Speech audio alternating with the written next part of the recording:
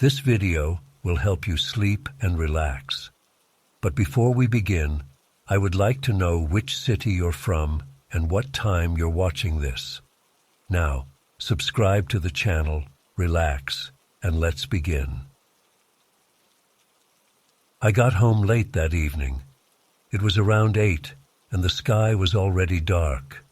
The neighborhood was quiet, and a thin layer of frost covered the steps leading up to my porch. I noticed something strange even before I reached my front door. There was a package on my porch. It was wrapped in plain, dull red paper with no ribbon. I stopped in front of it and looked around. No one was on the street. No footprints in the snow. No sound of a car engine. Nothing. I bent down and picked it up. It was light, almost too light, as if it were empty. I turned it over in my hands. No label, no address, no name. The wrapping had no markings or stickers. It was just a plain rectangular box, slightly larger than my hand. I felt a chill on the back of my neck. I glanced at the doorbell button near the doorframe. Nothing seemed unusual there. I carried the package inside. The warmth of my hallway hit me as I stepped through the door. I locked it behind me and flipped on the lights. I placed the package on the small wooden table by the door. My coat was damp from the cold air outside, so I hung it up. I kicked off my boots. I looked at the box again. It was so light, I wondered if it was empty. I decided to open it. I reached out, my fingers touching the seam of the wrapping paper. Just as I pulled at a corner, my doorbell rang. The sound made me jump. It was a sharp and clear ding-dong. I froze, my heart beating faster. I listened. No footsteps. I walked to the door, feeling uneasy, and peered through the peephole. The porch light was on, and I saw nothing out there but my empty porch and the faint glow from the street lamp. I unlocked the door and opened it just enough to see outside. Still no one there. Cold air rushed in, and I shivered. I closed the door quickly and locked it again. I turned around. The package still lay on the table. I reached for it again. This time I pulled a bit harder at the wrapping. Immediately, the doorbell rang again, 2 quick rings in a row. My stomach knotted. I stepped back, startled. I stood still for a moment, thinking. I decided to ignore the doorbell and open the package anyway. I grabbed it firmly and tore a small piece of the wrapping. The doorbell rang again, louder this time, as if someone leaned on the button. My pulse raced. I dropped the package on the table and rushed to the door. I yanked it open, half expecting to catch whoever was messing with me. The porch was empty. The snow on the steps was undisturbed. No footprints, no sign of anyone leaving in a hurry. I stepped outside, looked left and right. Nothing. The street was silent, my neighbors' houses dark. I rubbed my arms, feeling the cold bite into my skin. I went back in, locking the door. I took a deep breath and looked at the doorbell itself. Maybe it was malfunctioning. I pressed it from the inside to see if it would stick. It seemed normal. I stood there, confused. I looked at the package again. It just sat there on the table, slightly crumpled where I'd tried to tear it. I felt a strong urge to throw it away, but I was also curious. It was too strange to ignore. I reached out again, slow and careful. I touched the paper but didn't tear it. Nothing happened. I applied a bit of pressure, trying to feel what was inside. It felt empty, just a hollow box, no weight at all. I tried lifting the flap of the wrapping carefully. As soon as I started peeling the paper back, the doorbell rang once more. I swore under my breath. My hand shook. I went to the door and opened it immediately, hoping to catch someone in the act. The porch was still empty. I stepped outside, bare feet on the cold wood. I leaned over the railing to see if anyone was hiding below. Nothing, just darkness and quiet. I backed into the house again, toes numb from the cold, and locked the door. This was ridiculous. I decided to try a different tactic.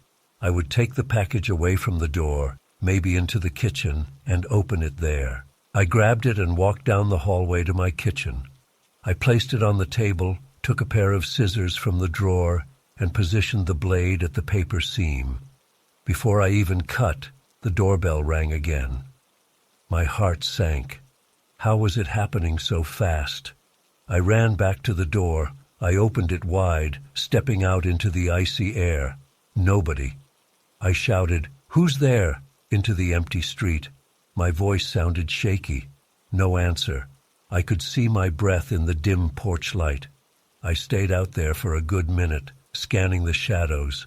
Still no one. I went back inside, heart pounding, and slammed the door. I checked the locks again and even slid the security chain into place. I returned to the kitchen. The package waited on the table, looking harmless and plain. I realized I was sweating, even though it was cold. My palms felt damp. I wiped them on my jeans. I decided to just rip it open fast and see what was inside. Maybe once I knew, I could deal with it, and this weirdness would end. I grabbed the package firmly. The doorbell rang immediately, rapid and continuous. Ding dong, ding dong, ding dong. It wouldn't stop. I tried to ignore it, but the sound drilled into my head. I ran back to the front door and yanked it open. Still no one. The ringing stopped as soon as I opened the door. I slammed it shut again. Back in the kitchen, I looked at the package with anger now. I placed it in the sink, thinking if anything strange happened, maybe I could douse it with water. I took a deep breath and started to tear the wrapping paper. The doorbell rang again, furious and non-stop. I heard the mechanism clicking inside the wall as if someone was pressing it repeatedly. I held the package tight and kept tearing. The paper ripped off in chunks. Inside was a plain cardboard box, unsealed. It had no tape. I opened the flaps. Inside was a single small white note, blank on both sides. I paused, breathing hard. The doorbell kept ringing. I grabbed the note and held it under the kitchen light. It was just a blank piece of paper, maybe the size of a business card. No writing, no image, nothing. I threw it on the table and looked at the box, completely empty. I turned it upside down, shook it. Nothing fell out. Empty. The doorbell continued to ring. I marched to the door, ready to confront whatever was causing this. As soon as I placed my hand on the doorknob, it stopped ringing. Silence. I opened the door anyway. The porch was empty. I shouted again, louder this time. My voice echoed. Nothing. I felt a surge of panic and slammed the door. The house felt colder now, as if the air seeped through every crack. I paced the hallway, my mind racing. I picked up my cell phone and considered calling someone. But what would I say? I had no proof of anything. I held the phone and stared at the door. Another idea hit me. Maybe I could disconnect the doorbell. I remembered that the chime unit was in the hallway. I grabbed a chair and climbed up to remove the cover from the chime box. Inside, I found wires. I wasn't an expert, but I figured pulling a wire would silence it. As I reached for the wires, the doorbell rang again, making me jump and nearly fall off the chair. My fingers fumbled, and I managed to yank one of the wires loose. The ringing stopped. I hopped down and listened. Silence. I breathed a sigh of relief. I waited a full minute. Still quiet. I walked to the window and peeked out into the night. Nothing. I decided to clean up the mess. I went into the kitchen and picked up the torn wrapping paper, the box, and the blank note. I tossed them all into the trash. I took the trash bag out to the backyard bin. The cold stung my face, and I hurried back inside. I locked the door behind me. It was late now, after midnight. I felt exhausted. I sat in the living room, all lights on, watching TV quietly to calm my nerves. Eventually, I started to relax. The doorbell was disconnected now, so even if someone tried to ring it, it wouldn't sound. I felt safer. I glanced at my phone. No messages. I thought about calling a friend just to talk, but it was too late. I decided to wait until morning to say anything. I must have fallen asleep on the couch. When I woke up, it was morning. The winter sunlight filtered through the curtains. The house was quiet and felt normal. I got up and stretched. I walked to the hallway and looked at the chime box. The wire was still dangling out. I decided to leave it that way. I checked the front porch through the window. No packages, no footprints. I remembered the strange events of the night and felt uneasy. I went outside to inspect the porch steps for any sign that someone had been there. The snow was smooth and undisturbed. If someone had come to ring the bell, they must have hovered or something. But that was impossible. I shrugged it off and went back inside. I opened the trash bin in the backyard, curious. The wrapping paper, the box, and the note should still be there. I lifted the lid and rummaged a bit inside the bag. Nothing. I found my regular trash, but the paper and box were gone. I pulled out a few items just to be sure. No sign of them. They had vanished. I stood there, confused and alarmed. Maybe I threw them into the wrong bin. I checked the other bin. Nothing. I started to doubt myself. Had I imagined some of it? No, I remembered too clearly. I felt the panic again, my pulse quickening. I returned to the house and closed the door. I checked the hallway floor for any scraps of paper I might have missed. Nothing. The house was tidy, no trace of the strange package. I looked out the front window one more time. The porch was empty. The street was quiet. It was just a normal winter morning. I tried to push the incident out of my mind. I figured maybe it was some bizarre prank. Someone left an empty box, triggered the bell somehow, and took everything later. But how? There were no footprints, no evidence. Over the next few days, I felt jumpy. Every small noise made me flinch. I checked the porch constantly. No more packages appeared. The doorbell wire was still pulled out so it wouldn't ring even if pressed. I slept poorly, expecting to hear that sudden chime again. It never happened. As the week went by, I forced myself to stop thinking about it. The world moved on. The weather changed slightly. The snow melted a bit. I resumed my normal routine. But at night, when the house was silent, I sometimes remembered the feeling of holding that strange light box and trying to open it. The doorbell's frantic ringing, the empty porch, the blank note. It all replayed in my head. I considered telling a friend, but I knew I had no proof. Just a weird story. They'd laugh or think I was overreacting. Maybe I was. In the end, I decided to keep it to myself. I never repaired the doorbell wiring. Leaving it disconnected felt safer. The silence was better than that sudden, unexplained sound. To this day, I still don't know who left that package or why. I don't know how the bell rang without anyone there. I don't know why the box and note disappeared from the trash. All I have is the memory of that night. Sometimes, when I pass by the front door, I think I hear a faint echo of the bell in my mind, but it's just a memory, and the house remains quiet. I hope it stays that way.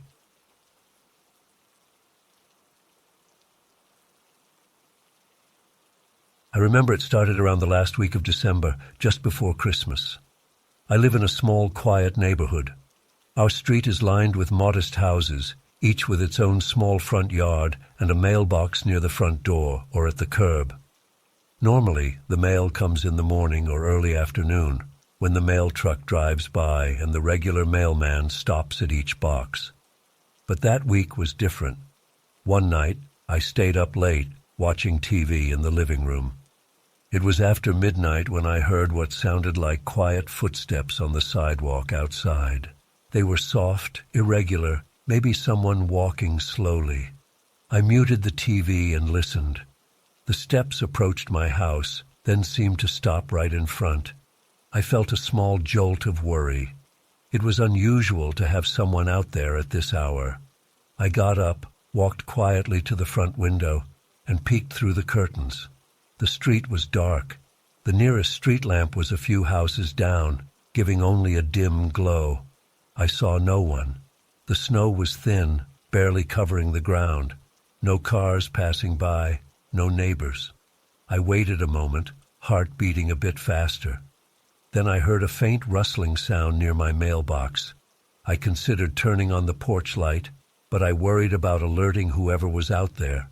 Instead, I stood still, listening.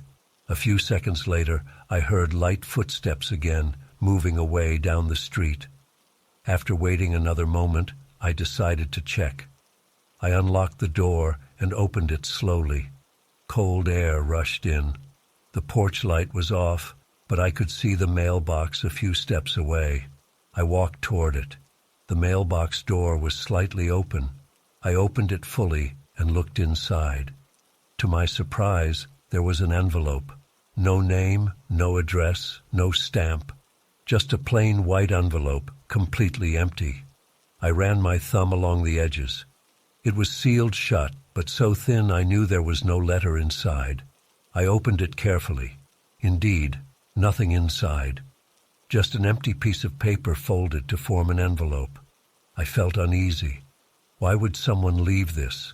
I went back inside, locked the door, and checked the clock. Almost 1 a.m. I turned the TV off and stood by the window again, looking out. I saw nothing. No movement, no sound. After a few minutes, I gave up and went to bed. The next day, I thought about it. Maybe it was just a prank. I kept the envelope on the coffee table as if staring at it would give me a clue. It didn't.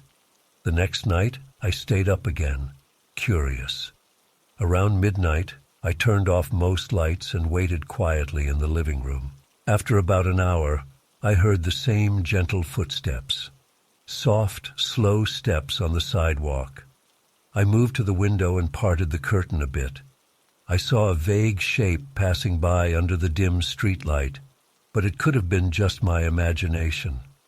When the footsteps stopped near my place again, I felt my heart thump. I heard a faint vibration or rustling at the mailbox. Then footsteps moved away. I rushed to the door this time, eager to catch a glimpse of whoever it was. I opened it quickly and stepped outside into the cold. The sidewalk was empty. I looked left and right. Nothing. Just silent houses and snow reflecting a faint light from the sky. I walked to the mailbox.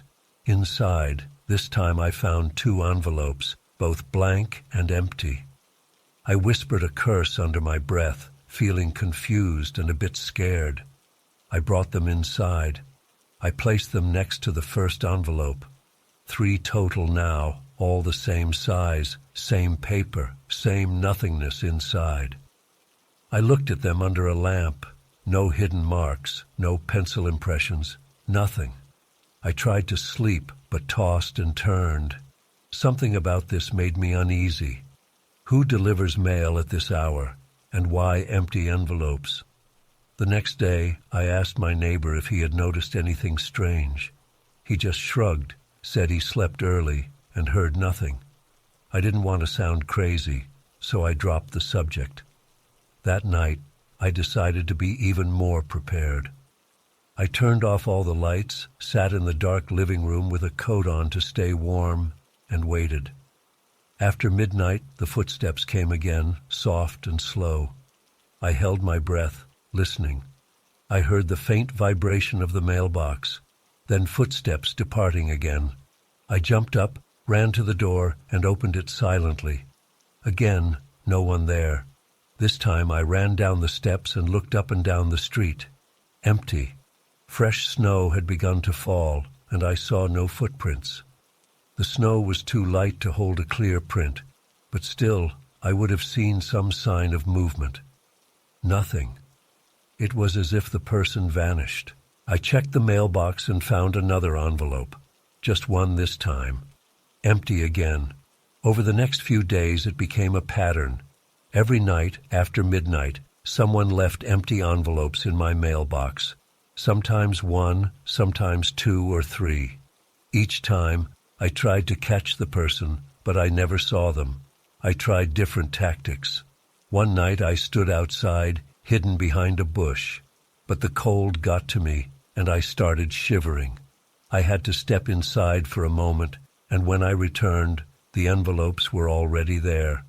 Another night, I tried leaving a camera pointed at the mailbox. In the morning, I checked the footage. Nothing.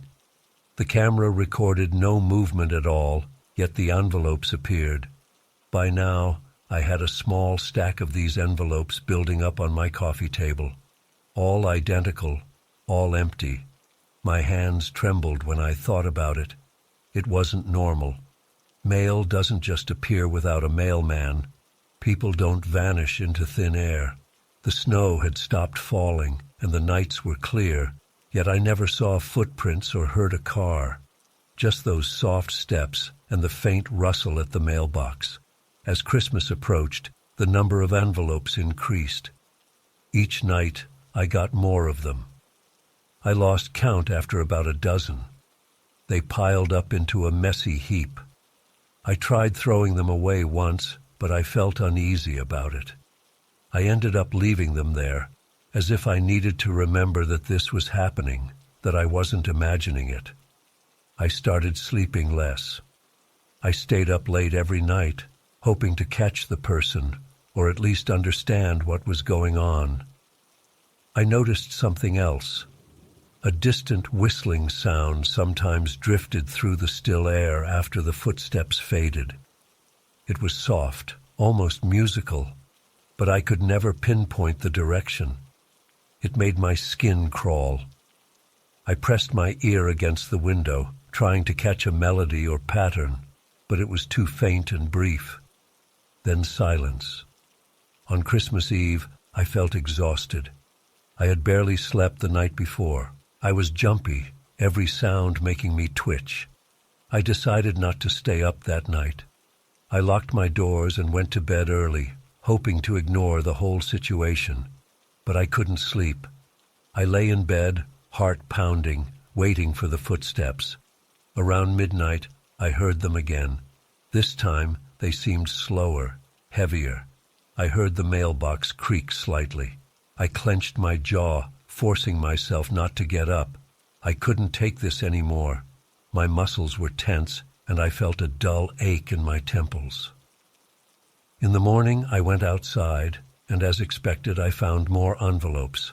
A big pile of them, stuffed into the mailbox until it barely closed.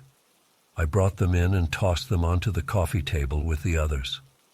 The pile was huge now, easily 50 or more. All empty, all pointless. I felt anger welling up. Why was someone doing this? What was the point? After Christmas, I woke up and realized something. I hadn't heard the footsteps the previous night. I checked the mailbox. It was empty. No new envelopes. I felt a mix of relief and confusion. Had it stopped now that Christmas was over? The day passed quietly. That night, I waited again, listening in the dark living room. Nothing. No footsteps, no envelopes. The next night, the same. Silence. I looked at the pile of envelopes on my table. They felt like evidence of something that made no sense. I picked one up, rubbed the paper between my fingers. Plain, cheap paper. No watermark, no scent. I tore one apart, hoping to find something hidden between the layers. Nothing. Just thin paper. I threw a handful of them in the trash. Maybe it didn't matter. The nights continued without new deliveries. I began sleeping normally again. The tension eased. though I still felt uneasy when I passed the mailbox. I tried rationalizing it. Maybe a disturbed person playing a prank. Maybe a glitch in the postal system. Some automated drone or something beyond my understanding. But that didn't explain the footsteps or the silence on the camera. None of it explained the sudden stop after Christmas. I asked a neighbor if they got strange mail. They said no. I asked another neighbor. Same answer. Just me then. I decided not to mention the nighttime deliveries. People would think I was losing it. I quietly disposed of most of the envelopes, keeping just a few as a reminder. Eventually, I tried to move on. Still, sometimes at night, I wake up and think I hear those footsteps again. I rush to the window, heart in my throat, but see nothing. The mailbox stands empty and still. No more envelopes, no more strange footsteps. Yet the memory lingers. I can't help but feel that whoever left them had some purpose. Maybe they were testing me, or watching how I reacted. Or maybe it was just a pointless, bizarre act. I noticed that the envelopes stopped coming right after Christmas, almost like a countdown had ended. The last envelope I received was on Christmas Eve, that big pile. After that, silence. It felt like the end of a ritual I didn't understand. I never found out who did it or how. The whistling sound never returned, and neither did the midnight deliveries. Over the following weeks, I cleaned up my living room, throwing away the stack of envelopes. For a moment, I held one and pressed it flat, remembering how I found the first one. It felt like so long ago. I tossed it in the trash and took the bag outside, placing it in the bin. I closed the lid and looked around the dark yard. Everything seemed ordinary, just a quiet street in winter, neighbors' houses dark and calm. I went back inside and locked the door. I glanced at the mailbox through the front window. It stood there, empty, like normal. I turned off the lights, climbed into bed, and listened to the silence. No footsteps, no rustling, no whistling. Whatever happened, it was over now. I tried to tell myself that. I tried to believe it. In the end, I have no explanation for those empty envelopes and the nightly visits. All I know is what I experienced, the sound of quiet steps after midnight, the mailbox rattling slightly, the endless supply of empty envelopes delivered with no visible messenger. It was real, I'm sure of that, but it left no trace other than my memories and a lingering sense of unease. I never saw a face, never heard a voice, never read a note. After that strange December, the mail returned to its normal schedule. The regular mailman came in the morning, bringing bills and advertisements. Nothing out of the ordinary. I resumed my daily life, though I stayed a little cautious at night. Sometimes I still wake up and listen, just to be sure. But all I hear is the normal quiet of a winter's night. No late-night deliveries, no strange envelopes. I'm not sure what to think. Maybe it was just some bizarre prank. Maybe there was a meaning I'll never know. Either way, it ended as mysteriously as it began. Now I try not to dwell on it too much. But I won't forget that feeling of standing by the window, hearing those footsteps, and knowing someone, or something, was out there leaving me empty envelopes in the dead of night.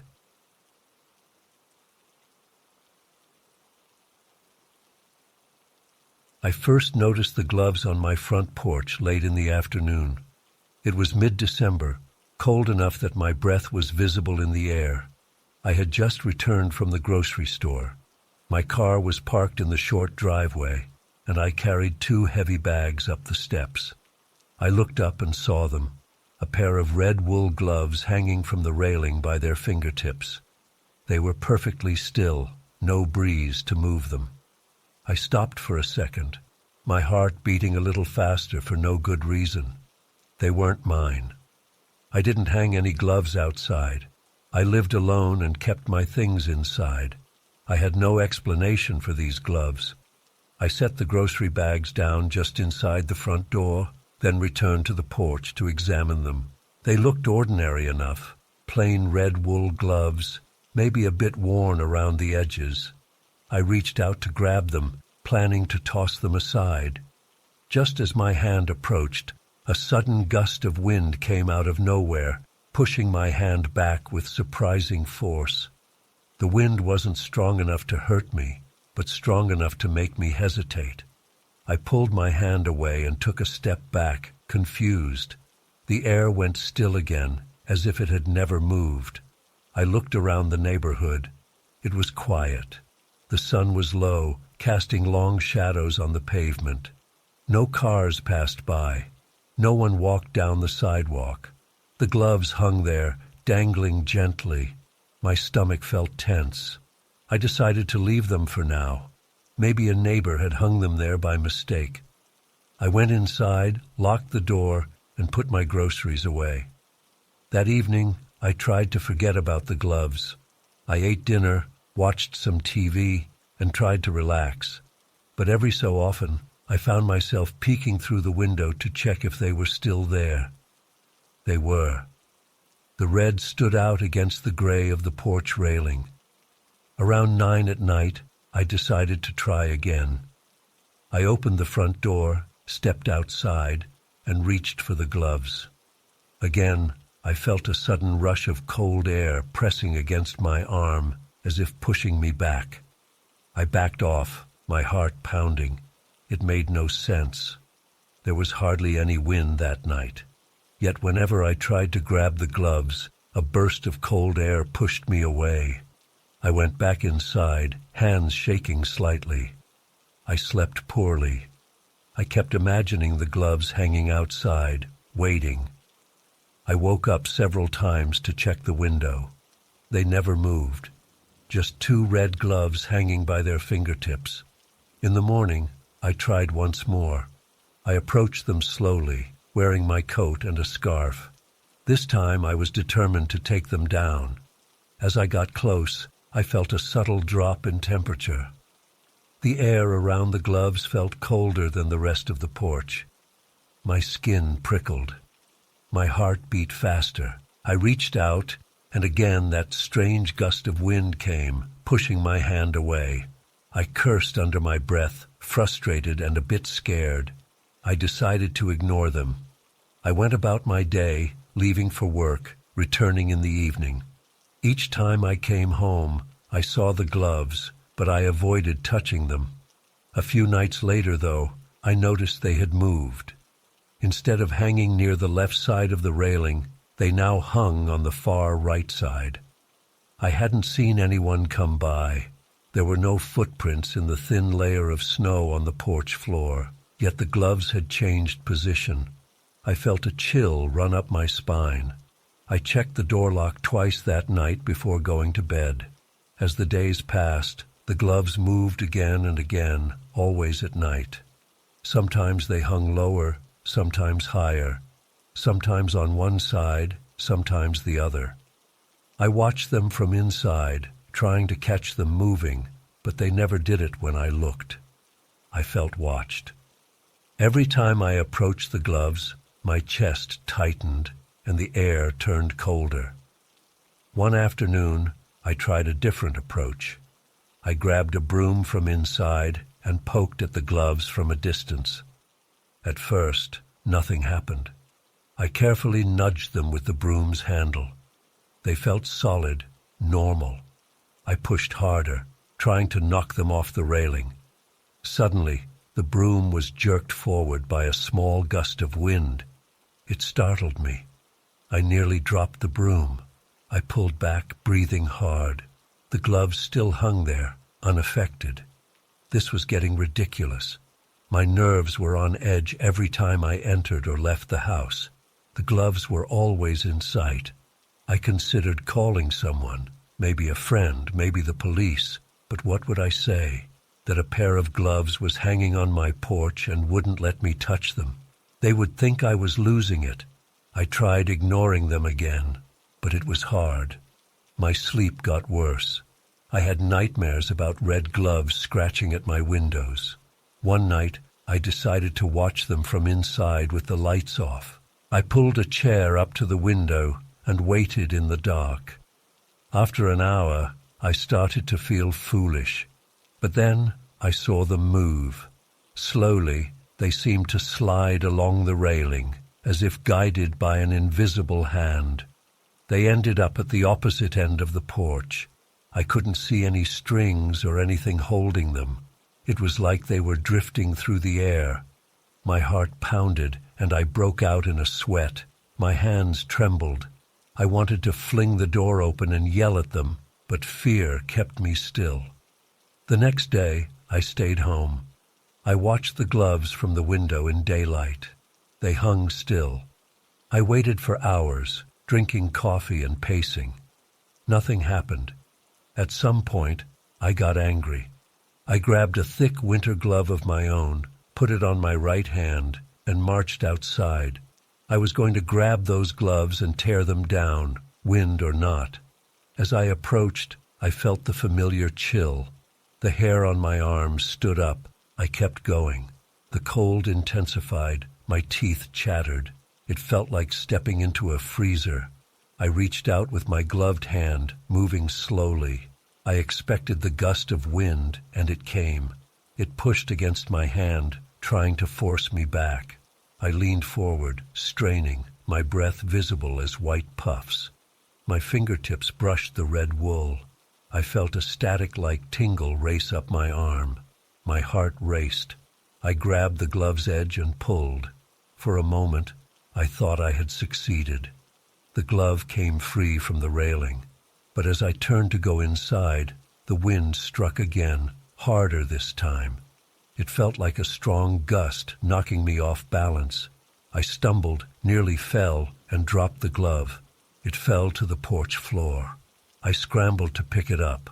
Before my eyes, it slid across the porch boards, pulled by an invisible force, and reattached itself to the railing. My jaw dropped. My legs felt weak. I backed away, stumbling into the door, fumbling with the handle. I rushed inside and locked it. My heart hammered in my chest. I stood there, breathing hard, trying to understand what had just happened. I didn't go back out that night. I tried to watch TV and distract myself, but my thoughts kept drifting back to the gloves. They weren't normal. Something about them felt like they were watching my house, watching me. The thought sent chills down my spine. The next morning the gloves had moved again. Now they hung at the very edge of the porch, near the corner post. I tried to go about my day, but I felt jumpy. Every small noise in the house made me flinch. I kept checking the window, expecting them to vanish or get closer. They never moved during the day when I watched, only at night or when I wasn't looking. Days passed. I stopped trying to remove them. I avoided the porch except when absolutely necessary. Each time I stepped outside, I felt that same drop in temperature near the gloves. My heart raced every time I passed them. They felt like a silent threat, as if they didn't want me to forget they were there. On Christmas Eve, something changed. I woke up that morning and found the gloves gone. The railing was empty. I felt a rush of relief. Maybe whoever put them there had finally taken them back. I stepped outside cautiously, no gloves anywhere. The porch floor was smooth, no sign of footprints. I walked around the house, checking windows and corners. Nothing. I spent the day trying to enjoy the absence of those strange gloves. I even invited a friend over for coffee in the afternoon. I didn't mention the gloves to him. I wanted to believe it was over. That night, I watched a movie in the living room, feeling more relaxed than I had in weeks. Around 10 o'clock, I heard a faint tapping sound at the window. I turned off the TV and listened. The tapping came again, soft but distinct. My heart skipped a beat. I approached the window slowly. Outside, I saw nothing but my yard and the faint glow of a distant streetlight.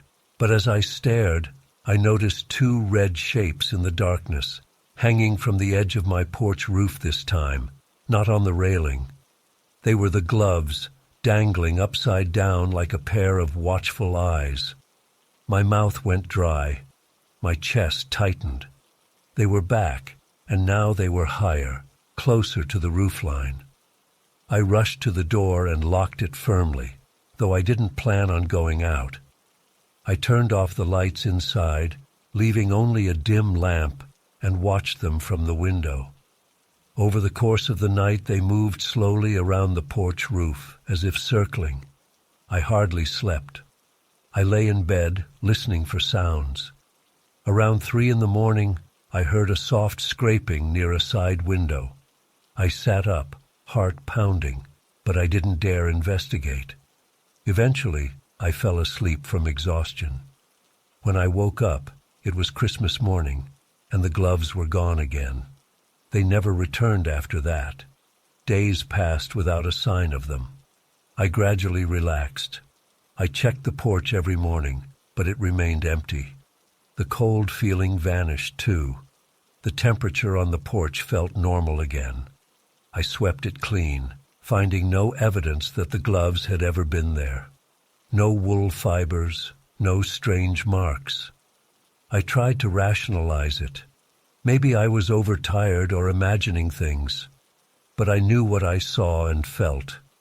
I remembered the static shock when I touched them, the invisible wind pushing me back. I remembered seeing them move without anyone there. Still, without proof, I had nothing but a strange memory. Eventually, I moved on with my life. Winter ended, spring came, and I spent more time outside. I repainted the porch railing, as if covering up the spot where the gloves had hung. I never told anyone the full story. It sounded too bizarre. But I never forgot the feeling of those gloves watching me, guarding the porch, moving silently at night.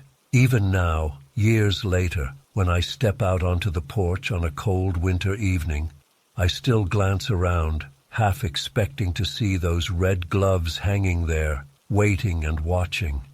But I never saw them again, and I hope I never do.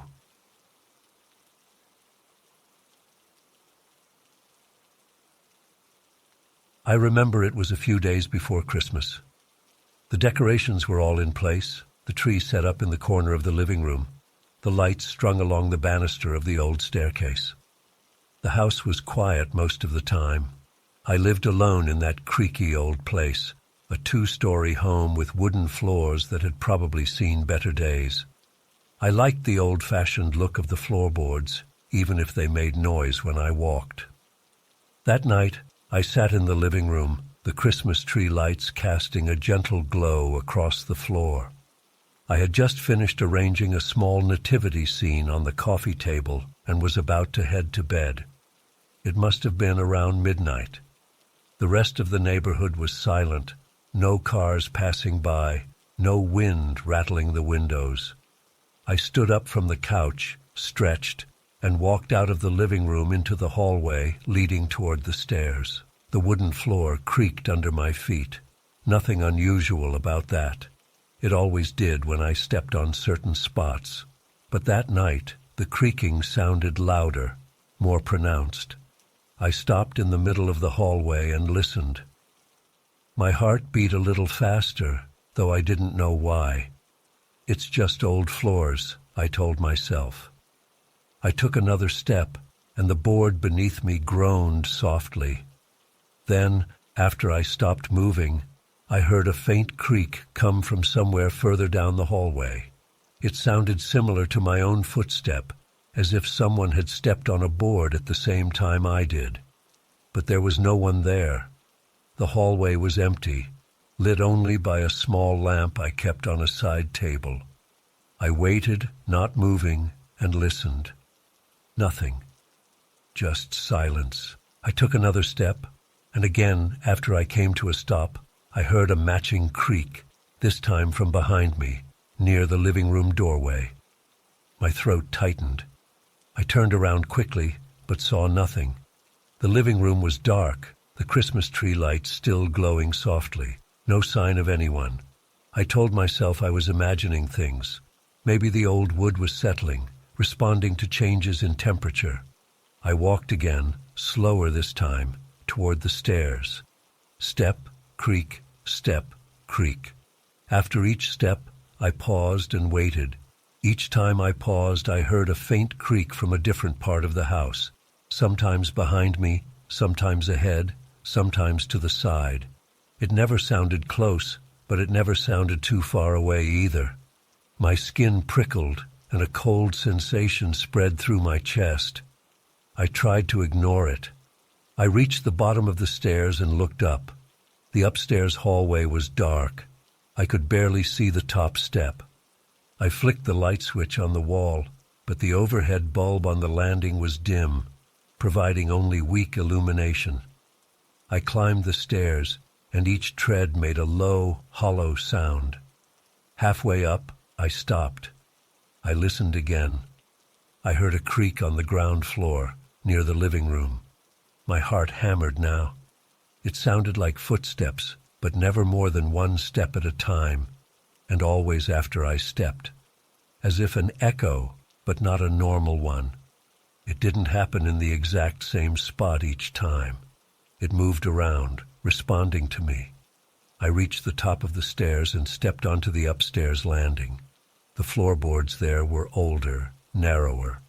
I walked slowly toward my bedroom, which was at the end of the hallway. With each step I took, I heard another step somewhere else in the house. Downstairs, in another room? I couldn't be sure. It was as if the house was mirroring my movements. My breathing grew shallow. I felt sweat on my palms. I reached my bedroom door and turned the knob. I stepped inside and closed it behind me.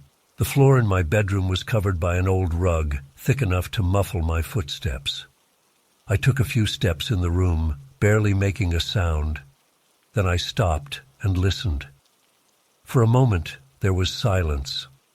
Then I heard a faint creak in the hallway outside my door, as if someone stepped on the floorboards right behind where I stood. I nearly jumped. I put my ear to the door. Nothing but quiet. I considered opening the door to check, but fear held me back. I had no weapon, and I didn't believe anyone was inside the house. I had locked the doors and windows before. Besides, there was no second set of footsteps following me directly, just these single creaks that occurred after I moved. I pulled away from the door and sat on the edge of my bed. The room felt warm enough, but I was shaking slightly. I tried to calm down. I thought about turning on the TV in my bedroom, making some noise to distract myself. But I decided to wait, to test it once more. I stood up and took one step forward, right in the middle of my rug. No sound came from under my feet because of the rug. I listened carefully. After a few seconds, I heard a faint creak from somewhere near the stairway. My heart sank. It wasn't just echoing my actual floorboard noises. It seemed to respond whenever I tried to move, even if I didn't make a creak myself, as if it was following the movement of my weight or presence through the floors. I felt dizzy. I decided I needed to see it with my own eyes. I mustered my courage, opened the door, and stepped into the hallway. The wood creaked under me. I froze and listened. Sure enough, a few seconds later, a single creak came from downstairs, as though someone was standing under my location. I moved forward 3 quick steps, making the floorboards squeak repeatedly. Then I stopped suddenly. I waited. I heard 3 quick creaks, one after another from below. My pulse raced. It was as if something invisible walked in sync with me, but on a different layer of the house. I ran now, almost panicking, down the hallway and toward the bathroom. Each step I took made a noise, and each time I stopped, I heard the same number of noises coming from elsewhere in the house. I flung open the bathroom door and turned on the light. Silence from my own movement now. I stood still, panting. Then, faintly, I heard 3 creaks behind me, in the direction of the bedroom I had just left. It matched the number of steps I had taken to get here. It was trailing me, copying my steps a few moments later in a different location. I felt trapped. I didn't know what to do. Should I leave the house? It was after midnight, cold outside, and I was dressed only in sweatpants and a t-shirt. Also, the idea of walking downstairs, crossing the creaky hallway, and opening the front door terrified me. That would mean more footsteps, more creaks, more of that invisible presence trailing me. I decided to test something else. I stepped very slowly back toward the bedroom, trying to minimize the noise. The boards still creaked, no matter how gently I stepped. After each step, I paused and listened. Each time, after a brief silence, I heard the corresponding number of creaks from somewhere else. Sometimes they sounded upstairs, sometimes downstairs. I couldn't pinpoint the exact locations because the sound was faint and the house acoustics were strange at night. But it always came from a spot where I wasn't looking. By the time I got back to my bedroom, I was shaking with fear and frustration. I entered the room and closed the door again. I needed a plan. I thought maybe if I stayed perfectly still for a while, it would stop. I sat on the bed holding my breath, not moving a muscle. The bedroom was silent. 1 minute passed, then 2, then 3. Nothing. The house was quiet again. I allowed myself to breathe normally. Maybe it only happened when I moved. I stood up carefully, but even that slight movement caused a faint rustle of the mattress springs. I heard no creak responding to that. Good. I took a slow step forward on the rug, no creak. I listened. Silence. I took another step, still on the rug, careful not to press any loose board. Still silence. Maybe it couldn't detect me if I didn't make the floorboards creak. I moved toward the door, this time stepping on a loose board I knew would creak softly. It did. I waited. A few seconds later, I heard a single creak somewhere out in the hallway. My stomach twisted. It was still there, waiting. I couldn't spend the night like this, too afraid to move. I decided to confront it. I opened the bedroom door and spoke out loud, my voice shaking. "Who's there?" My words echoed slightly in the hallway. No answer. I stepped into the hallway and stomped my foot hard on the floor, producing a loud creak. I waited. Almost immediately, I heard a loud creak from the other end of the hallway, near the stairs. It sounded more pronounced this time. I shouted again, "Stop it!" My voice cracked. I stomped twice more, making the boards complain loudly. 2 seconds later, I heard 2 distinct creaks from downstairs, as if someone was stomping back at me. My chest tightened, and I broke into a cold sweat. I realized I was dealing with something I couldn't see, something that mimicked my footsteps. Maybe it was tied to the old floorboards themselves, like an echo trapped in the wood. I didn't care what it was. I just wanted it to end. I decided to try a different tactic, reach the window at the end of the hallway. I knew that if I stood by the window, I could look outside and maybe calm down. I took slow steps, each one producing a creak. After each step, I paused, and each time I heard an echoing creak from behind me. I moved steadily forward, not looking back, even though my neck prickled and I felt like something was right behind me. Finally, I reached the window at the end of the hallway. I placed my hand on the cold glass and looked outside at the snow-covered street. The moon was out, and everything looked peaceful out there, so different from inside. I stood still, breathing slowly, my forehead against the window pane. I listened. Silence now. No echoing steps, no creaks responding to me. I stayed there for a long time, maybe an hour. My legs grew tired. Eventually, I turned around and walked back toward my bedroom. The boards creaked softly under my weight, and my heart clenched, waiting for the response. But this time, no echoing creaks followed me. The hallway remained quiet except for my own noises. I dared to hope it was over. I entered my bedroom and closed the door. I sat on the bed, adrenaline still rushing through me, too nervous to sleep. I turned on the bedside lamp and read an old magazine, trying not to think about what had happened. Eventually, exhaustion took over, and I lay down, leaving the lamp on. I fell asleep fully clothed, too afraid to turn off the light. When morning came, the house felt normal. The floorboards still creaked when I walked, but there was nothing unusual about it. No echoing steps, no strange responses. I tested it by walking around, stomping a bit. Only my own footsteps echoed in the quiet rooms. The tension was gone, replaced by the normal morning calm. Sunshine streamed through the windows, making everything feel safer. I never understood what happened that night.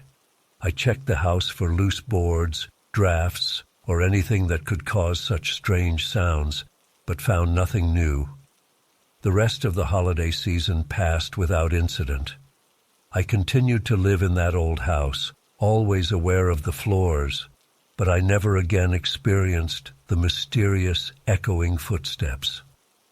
Sometimes, late at night, I remember that feeling, the sense that someone else walked with me, following my steps through the old wooden floors. But in the daylight, the memory seems faint and unreal. I tell myself it was just stress, an overactive imagination fueled by the quiet winter night. And yet, I still think about it now and then, especially when I walk down that hallway alone in the dark, listening for that faint, impossible echo that once followed my every move.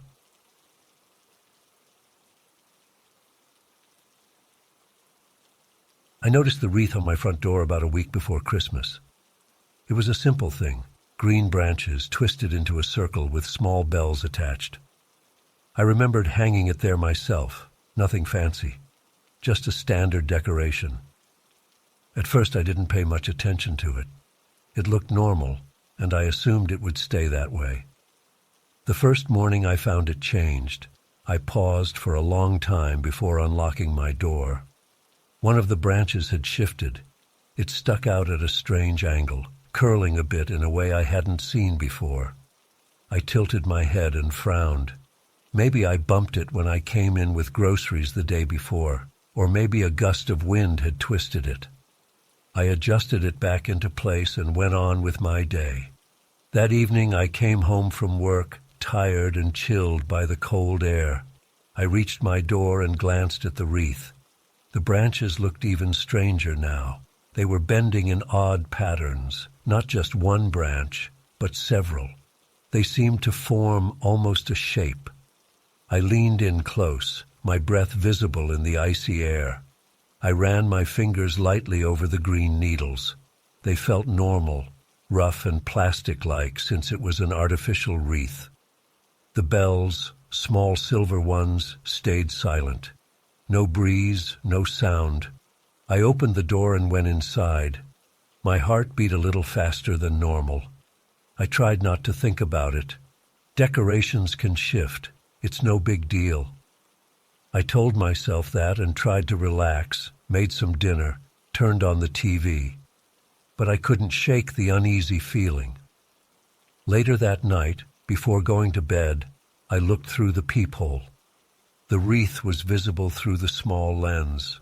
The pattern of branches looked more twisted, almost like letters or some shape I couldn't recognize. I walked away, telling myself I needed sleep. The next morning, I stepped out onto the porch and looked directly at the wreath. Now the branches were distinctly contorted. They formed some kind of pattern, not random at all. The bells hung at unnatural angles, too. My mouth felt dry. I tapped one of the bells with a fingertip. It made a dull sound. There was no wind, nothing to explain this. I tried to push the branches back into a normal shape again, but as I pressed them, I felt a strange tingling sensation in my fingertips, like static electricity. It made me pull my hand back. I looked around the quiet street, feeling slightly embarrassed. No one was watching. I went to work, distracted all day. That evening, just after dusk, I approached my front door again. This time, the wreath's branches were twisted into spirals. The small bells hung in such a way that they faced inward, as if pointing toward the center of the wreath. I stood there in silence, my breath shallow. I reached out slowly. The air felt colder near the wreath, as if it radiated a chill. I didn't feel a breeze, just a stagnant, cold sensation. The porch light above me flickered once. I didn't want to touch it again, but I had to. I grabbed one branch firmly and tried to straighten it. My fingers felt numb as I did so. The bell attached to that branch rattled gently, even though I barely moved it. A sudden prickling ran up my arm, like pins and needles. I let go and stepped back, heart pounding. Nothing about this made sense. I went inside, locked the door, and paced around the living room. I could still picture the twisted wreath. I considered taking it down and throwing it away, but something about the way the bells moved when I touched it freaked me out. I worried if I pulled it down, something worse would happen. I felt silly for thinking that, but the fear was real. I tried to ignore it for the rest of the night. I kept the TV on loud, made some tea, tried to read. Every so often, I glanced toward the front door. The door was solid wood, no windows. I couldn't see the wreath from inside unless I looked through the peephole. Eventually, curiosity won. I went to the door and looked through the peephole again. In the dim porch light, I saw the wreath tremble slightly, as if a gentle hand touched it. There was no hand, no one there, just the wreath shaking softly. The bells made a faint tinkling sound. My stomach knotted. I moved away and sat down, breathing fast. I couldn't explain it. I felt trapped inside my own home, nervous about a stupid wreath on my door. The next morning, I decided to try to ignore it and leave the house as normal. When I opened the door, I gasped quietly. The wreath's branches were now twisted even more. They formed a pattern like interlocking loops. The bells were arranged at the edges, tilted downward. I stood there, frozen. I waited for something to happen. Nothing did. I closed the door behind me, locked it, and left for work. At the office, I could barely concentrate. I considered telling a coworker or a friend, but what would I say? My Christmas wreath is rearranging itself and giving me static shocks? They would laugh, or worse, think I needed help. I decided to handle it myself. After work, I stopped by a hardware store and bought a pair of thick gloves and a pair of scissors. I planned to cut the wreath down and throw it in the trash, no matter what happened. That evening, I got home a bit earlier. The sun was setting. I stood on the porch with my scissors in hand. The wreath looked almost alive now. The branches were so twisted I could barely recognize it as a wreath. The bells were silent, but I imagined I could feel them watching me. I shook my head, trying to clear that thought. It's just an object. I put on the gloves and reached up to the hook that held the wreath. The hook was a simple metal piece nailed into the door. If I could just lift the wreath off, it would be done. As soon as I touched it, the bells jingled softly. I froze. My heart hammered. I forced myself to continue. I lifted the wreath, and for a second, it stuck as if glued. I pulled harder, and it came loose. Holding it away from my body, I examined it under the porch light. The pattern of branches looked almost like knotted fingers. That made my skin crawl. I stepped down off the porch and headed to the trash bin by the side of the house. The wreath felt heavier than before, or maybe I was just imagining that. When I reached the bin, I tried to cut a few branches off with the scissors. The blade snagged on something tough, not just plastic branches. I pulled harder. The scissors slipped, and I nearly cut my finger through the glove. Frustrated, I decided to just toss it in whole. I lifted the lid and threw the wreath inside, letting it fall among the garbage bags. The bells clinked softly as it landed.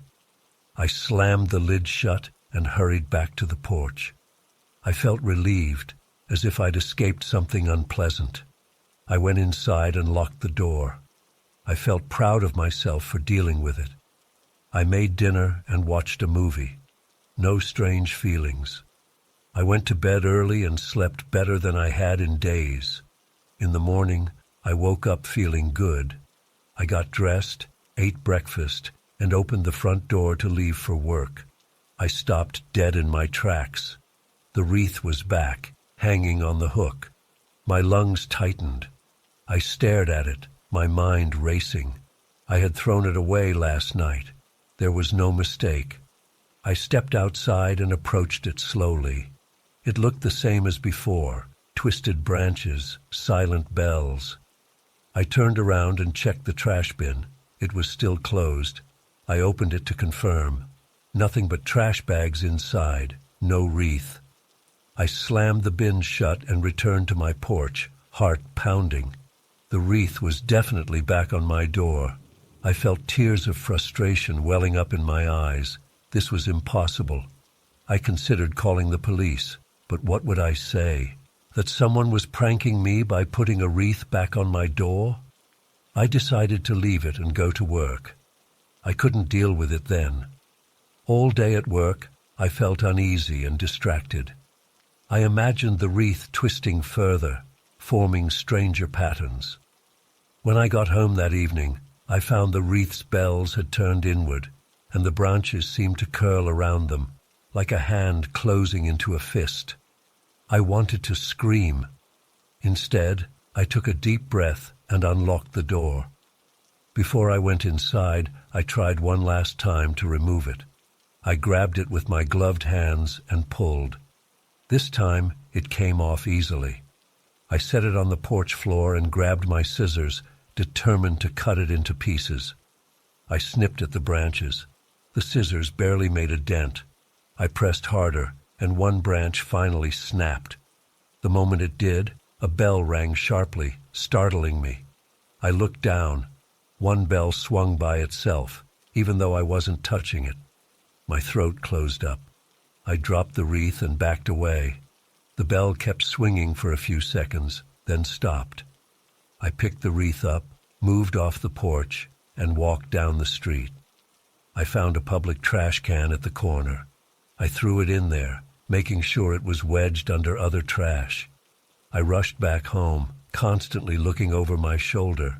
The street was empty, no one around. Inside my house, I locked every door and window. I paced around, waiting for something else to happen. Hours passed. I checked the front door through the peephole every half hour. The hook was empty. Eventually, I relaxed and went to bed, though I slept with the lights on in the hallway. Morning came, and I got up with dread in my stomach. I approached the front door and peeked out. The hook was empty.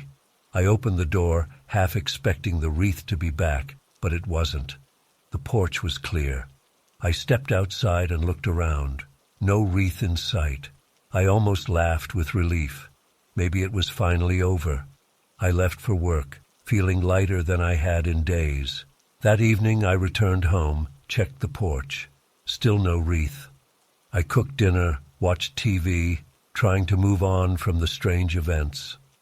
Around midnight, I felt curious again. I opened the door just to be sure. Nothing there. Perfect. I went to bed, proud of myself for getting rid of it. I drifted into a deep sleep, but sometime in the early hours, I woke up suddenly. I thought I heard a faint tinkling sound. I lay still, heart pounding in my ears. The sound came again, like a small bell ringing. I sat up, breathing heavily. I walked quietly to the front door and listened. The bell sounded one more time, then stopped. My stomach churned.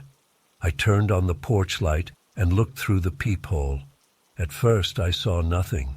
Then I noticed a small shape on the porch floor, something green and twisted. My chest tightened. It was part of the wreath, just a single branch and a single bell lying on the boards. I didn't open the door. I stood there shaking until the sun rose. By morning I looked again. The porch floor was empty. No branch, no bell, no wreath. It was gone completely. After that day, I never saw it again. I still think about it sometimes. I can't explain what happened. The twisted branches, the rearranging pattern, the static shocks, the bells that moved on their own. It felt like something unnatural, something that wanted to be noticed, or maybe wanted something else. But in the end, it vanished as mysteriously as it appeared. I never bought another wreath. I leave my front door bare, even at Christmas. Just the memory of that strange, twisted wreath is enough to remind me that not everything that decorates a home for the holidays is innocent.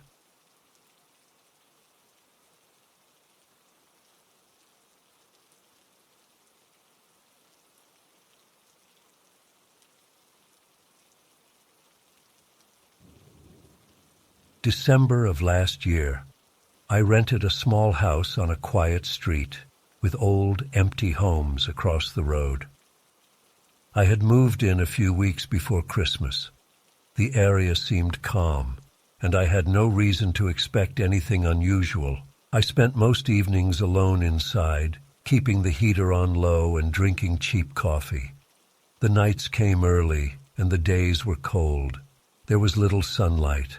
I remember the feeling of dull silence most of the time. About a week before Christmas, I started to notice a faint sound from somewhere outside. I first heard it one evening around 9 o'clock. I had turned off the television and was reading a magazine when I noticed a soft tune drifting through the window. I stood up, walked to the window, and looked across the street. The other side of the street had a row of old houses. All of them looked abandoned. Their windows were dark. There were no lights, no decorations, no signs of life. Yet I could hear something like Christmas music. It was low and muffled, like a radio playing in another room, but there was no one outside and no cars parked nearby. I listened for a few minutes. The music was a gentle melody, no voices, just a faint series of notes that repeated. I strained my ears, trying to pick out lyrics or a recognizable instrument. I heard none. I only heard a distant tune that sounded slightly distorted. After a while, I told myself it might be some distant radio from a home farther down the block. I let it go and returned to reading. The next night, around the same time, I noticed it again. This time, I turned off all noise in my house and stood by the window for at least 10 minutes. The tune was still there, drifting through the cold air. I pressed my ear against the glass. I saw no lights on in any of the homes. The houses across the street were older, their paint faded. Some front yards had dead bushes and old fences. There were no decorations, no wreaths, no strings of lights. Still, the music seemed to come from that direction. I cracked open the front door. Cold air rushed in. The tune got slightly clearer, like I had stepped closer to a hidden speaker. It was still quiet, though, no louder than a distant hum. On the third night, my curiosity got stronger. I dressed in a thick coat, boots, and gloves. I took a flashlight. I wanted to find out where that music came from. It was around 8:30 in the evening when I heard it. I stood on my porch listening. The street was dimly lit by a single lamp post. The asphalt was wet and partially frozen, and patches of snow were gathered around the edges of the pavement. I looked across the street. The old houses were there, dark and empty. I took a few steps down my short walkway and onto the sidewalk. The music floated somewhere in front of me. I could not tell which house it came from. It sounded as though it emerged from the entire row at once. I walked across the street. My boots crunched quietly in the snow. The music seemed to grow more defined, but not louder. I could pick out a pattern, a slow, looping melody of notes that reminded me of holiday tunes, but I could not identify a specific song. There were no lyrics, no jingles, just a soft, slow tune. I reached the other sidewalk. I stood in front of one of the houses and aimed my flashlight at the windows. The glass was dark. Inside, I saw only emptiness. No furniture, no people. I tried the next house. The same emptiness. All the doors looked shut and locked. There were no tire tracks in the driveway, no footprints on the porch. The music continued behind me, or maybe ahead of me, I could not tell. I turned, trying to locate the source. It seemed to shift as I moved. I tried walking down the street, shining my flashlight on each porch, each window, checking for anything that could produce sound. I found nothing. The music remained at the same volume wherever I stood on that side of the street. After maybe 20 minutes, I gave up. The cold air was making my face hurt. I was shivering. I returned to my house. Once inside, I noticed the music was still audible through my window. I went into the bedroom, turned on some music of my own, and tried to ignore it. Each night, the pattern repeated. Around the same time, I would hear that faint melody. It never changed. It never got louder than a low hum. But each night I felt I could make out more detail. I began to think maybe someone left an old speaker behind, hidden in an attic or behind a wall, and it was still playing on some timer. But why would it be Christmas music, and why so low? By the time Christmas Eve arrived, I felt uneasy. The sound unsettled me because it made no sense. On Christmas Eve, the tune started earlier, around dusk. I noticed it while I was still washing dishes in the kitchen. It sounded clearer than before. I dried my hands and stood at the window. The melody drifted inside, almost as if it were playing in my living room. I turned off every appliance. I listened. It sounded as though it was coming from across the street, but also as if it were right next to me. My stomach felt tense. My heart rate went up. I could feel sweat on my palms. I walked to the front door and opened it. The cold air hit me hard, but I ignored it. Outside, the sky was already dark. The street lamp flickered a bit. The music felt closer, like a whisper a few steps away. There were no footprints in the snow across the street. The houses looked empty, as always. I decided to try again. I put on a thicker coat, grabbed my flashlight, and stepped outside. The sky was silent. No cars passing by, no distant city noises. There was only that strange melody. As I crossed the street, I felt a slight resistance in the air, as if the sound itself had some thickness. I know that sounds strange, but I felt a pressure in my ears, like when changing altitude. I kept moving forward. When I reached the first empty house, I paused. I listened. The music was clearer, and I thought I heard tiny chimes or bells. I went up to the window and pressed my face against the glass. Inside, I saw nothing but shadows and a bare floor. I tried the door. It was locked. I tapped lightly on the glass. There was no response. I moved on to the next house. The snow crunched under my boots. My breath came out in visible puffs. I tried to stay calm, but my heart was pounding. The music was so soft, yet so present. I could feel my scalp tingling. I felt lightheaded. I aimed my flashlight at the second home's windows. The same emptiness. I walked around to the side, shining the light in every corner. Nothing. I muttered to myself. I just wanted to understand where this music was coming from. I moved from house to house. They all seemed abandoned. Some had broken porch steps, some had old paint peeling, but no signs of speakers or radios. The entire block looked deserted. After checking 3 houses, I realized I had lost track of time. I felt colder and weaker. I realized my fingers were getting numb. The music was still there, following me, or maybe I was following it.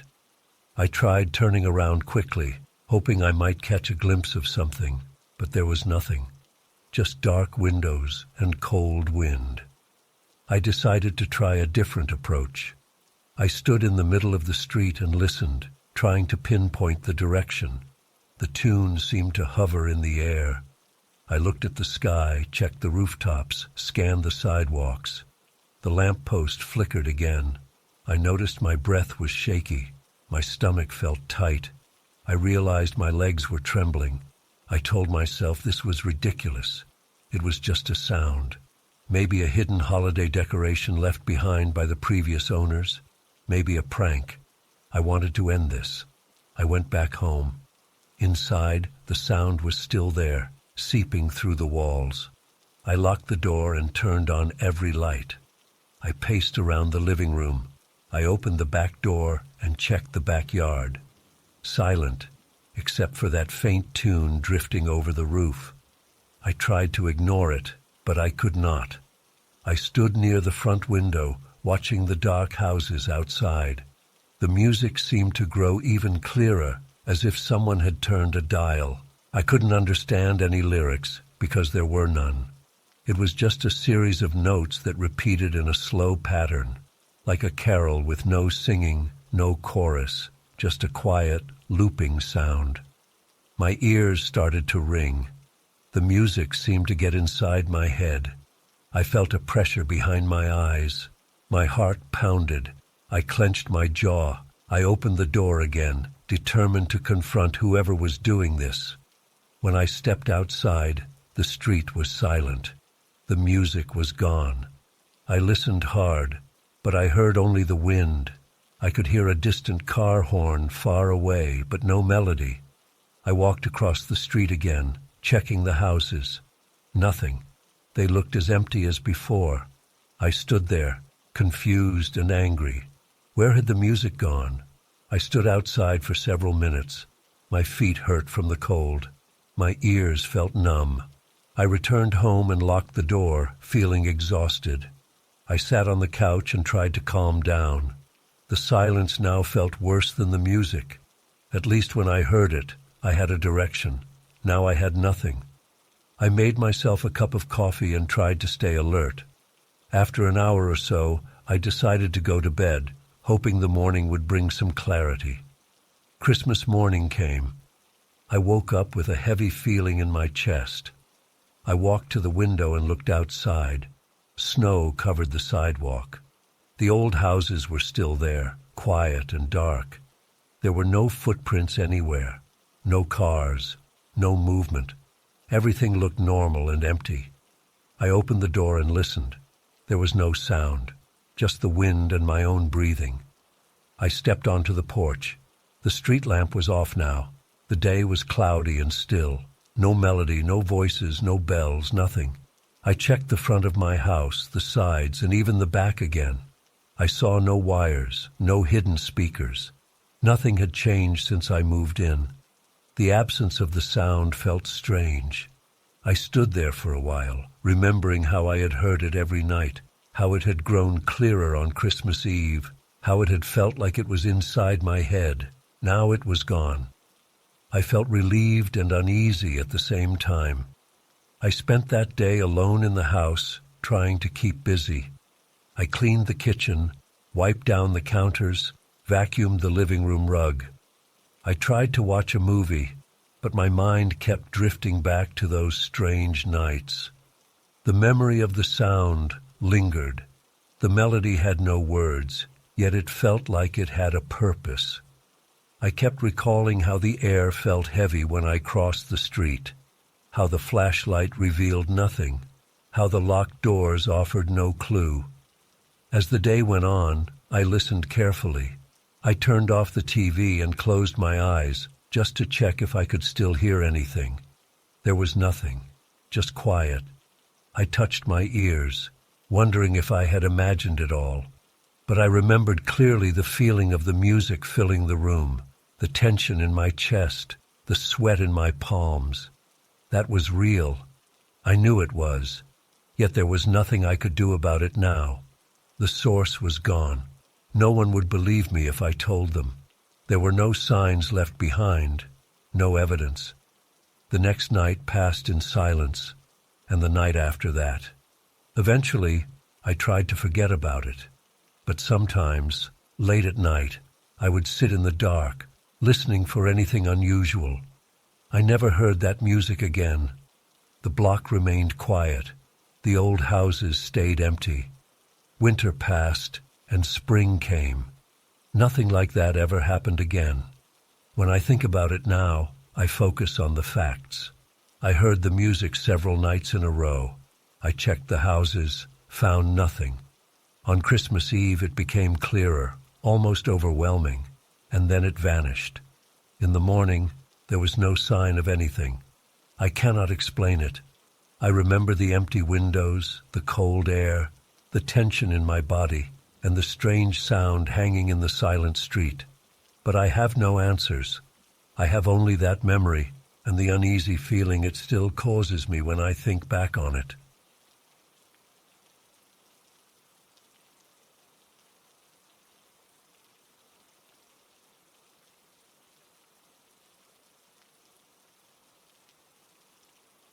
I remember the week before Christmas when I decided to pull my old holiday decorations out of the attic. It was late afternoon, around 5 o'clock. The house was quiet and cool. I had lived there for a few years without any problems. The attic served as storage for off-season items. Boxes of Christmas lights, ornaments, and old wrapping paper were all up there. I had gone up every year without any incident. But this time, things felt different. I climbed the narrow staircase leading to the attic. The wooden steps creaked under my weight. When I reached the small hatch at the top, I felt a draft of cold air brush my face. The attic always felt a bit cooler than the rest of the house, but this time it felt even colder. I found that odd because the house's heating system was working fine, and the rest of the rooms were warm. Still, I thought maybe I had left a small vent open or something like that. I pushed the hatch open and stuck my head inside. The attic was dark as usual, but this time I noticed a faint glow. It came from somewhere in the far corner, near the old trunks and boxes. It was not bright enough to see clearly, but it was there. I paused, squinting, trying to figure it out. It looked like a weak light bulb behind something, or a small LED device someone had left up there. But I had not left any lights in the attic. I used to rely on a single overhead bulb and a chain switch. That was it. I climbed up fully and stood hunched beneath the angled roof. The attic smelled a bit musty, as always. Dust motes floated in the thin beam of light from the open hatch. I reached for the overhead light's pull chain and gave it a good tug. Nothing happened. I tried again. Still nothing. The bulb must have blown out. I cursed under my breath. I had a flashlight downstairs, but I did not feel like climbing down again. Instead, I moved slowly toward the source of the strange glow. Each step stirred up dust, making me cough quietly. As I got closer, the glow did not get any brighter, but I noticed that the boxes of decorations were not where I had left them last year. They had been stacked neatly near the center. Now they were scattered. Some boxes were pushed against the far wall. Others were out of place. It looked as though someone had been rooting through them. That made me uneasy. I lived alone. No one else had a key. I checked the attic every season, and I knew how I had left it. I reached the area where the glow seemed to originate. I expected to find a nightlight plugged into something, or maybe a small electronic device left behind by previous owners. But there was no outlet there, just boxes, trunks, and some old suitcases. I opened a few boxes, not all the way, just peeking inside. I saw ornaments, tangled Christmas lights, some old tinsel, wrapping paper rolls. Nothing unusual. Yet the glow persisted. It seemed to come from above, or maybe behind the boxes. I moved a few of them aside. My breath formed small clouds in the cold air. The glow flickered slightly, almost like it was pulsing. I tried to pinpoint it. I crawled on my hands and knees to look behind the trunks. Nothing. I stood up and reached out with my hand, feeling for any warm spot or an object that might create light. My fingertips only touched cold wood and dusty cardboard. The glow remained steady. I felt goosebumps on my arms. Something about that faint light bothered me. It was too steady, too controlled, as if it had a source beyond my view. After a few minutes, I gave up. I told myself I would get my flashlight later. For now, I wanted to just grab some decorations and get out of there. I picked up a box that I knew contained my favorite string of lights. I carried it back to the hatch. I climbed down and closed the hatch behind me. The house felt warmer and more normal once I was out of the attic. I tried to put the odd glow out of my mind. Maybe it was a distant streetlight shining through a gap in the roof, or a reflection from something outside. I would check again the next day. That night, as I tried to sleep, I kept thinking about the glow. It had not changed brightness when I moved around it. It had not disappeared when I blocked certain angles with the boxes. It felt almost like it was inside the attic, not coming from outside. I told myself I was being paranoid. I pulled the blankets up, closed my eyes, and waited for sleep. The next day, in the early afternoon, I returned to the attic with my flashlight. I climbed the steps, opened the hatch, and stuck my head inside. The temperature dropped sharply again. I turned on the flashlight and scanned the attic space. The glow was weaker now, barely noticeable, but still there. I moved closer, shining the flashlight on every surface. The beam illuminated dust and cobwebs. I saw no wires, no bulbs, no devices. I tried the overhead light switch again. Nothing. The bulb was probably dead. The chain felt intact. I decided I would replace the bulb when I got a chance. I moved the boxes back to their original positions. While doing this, I noticed they felt heavier than I remembered. Maybe it was just my imagination, or maybe I was a bit tense. I also noticed that the air smelled slightly different. There was a faint smell of something like old paper or damp fabric, stronger than usual. I opened a box to check if something had gotten wet or rotten, but the ornaments and lights looked normal. As I arranged the boxes, I caught a glimpse of the glow flickering. It seemed to blink on and off at intervals. I shut off the flashlight and tried to watch it in the dark. It blinked in a pattern, on for a second, off for a second, and so on. I could count the pattern. 1, 2, 3, pause. 1, 2, 3. I tried not to let my imagination run wild, but I felt the hairs on the back of my neck stand up. I crouched down, listening. I heard only my own breathing and the faint creaking of the wooden beams as I shifted my weight. No voices, no footsteps, just that blinking glow. I reached out slowly, trying to find a source. My fingers touched nothing but air. I let out a quiet grunt and decided to leave. I would come back again tomorrow, maybe with a new bulb and a better flashlight.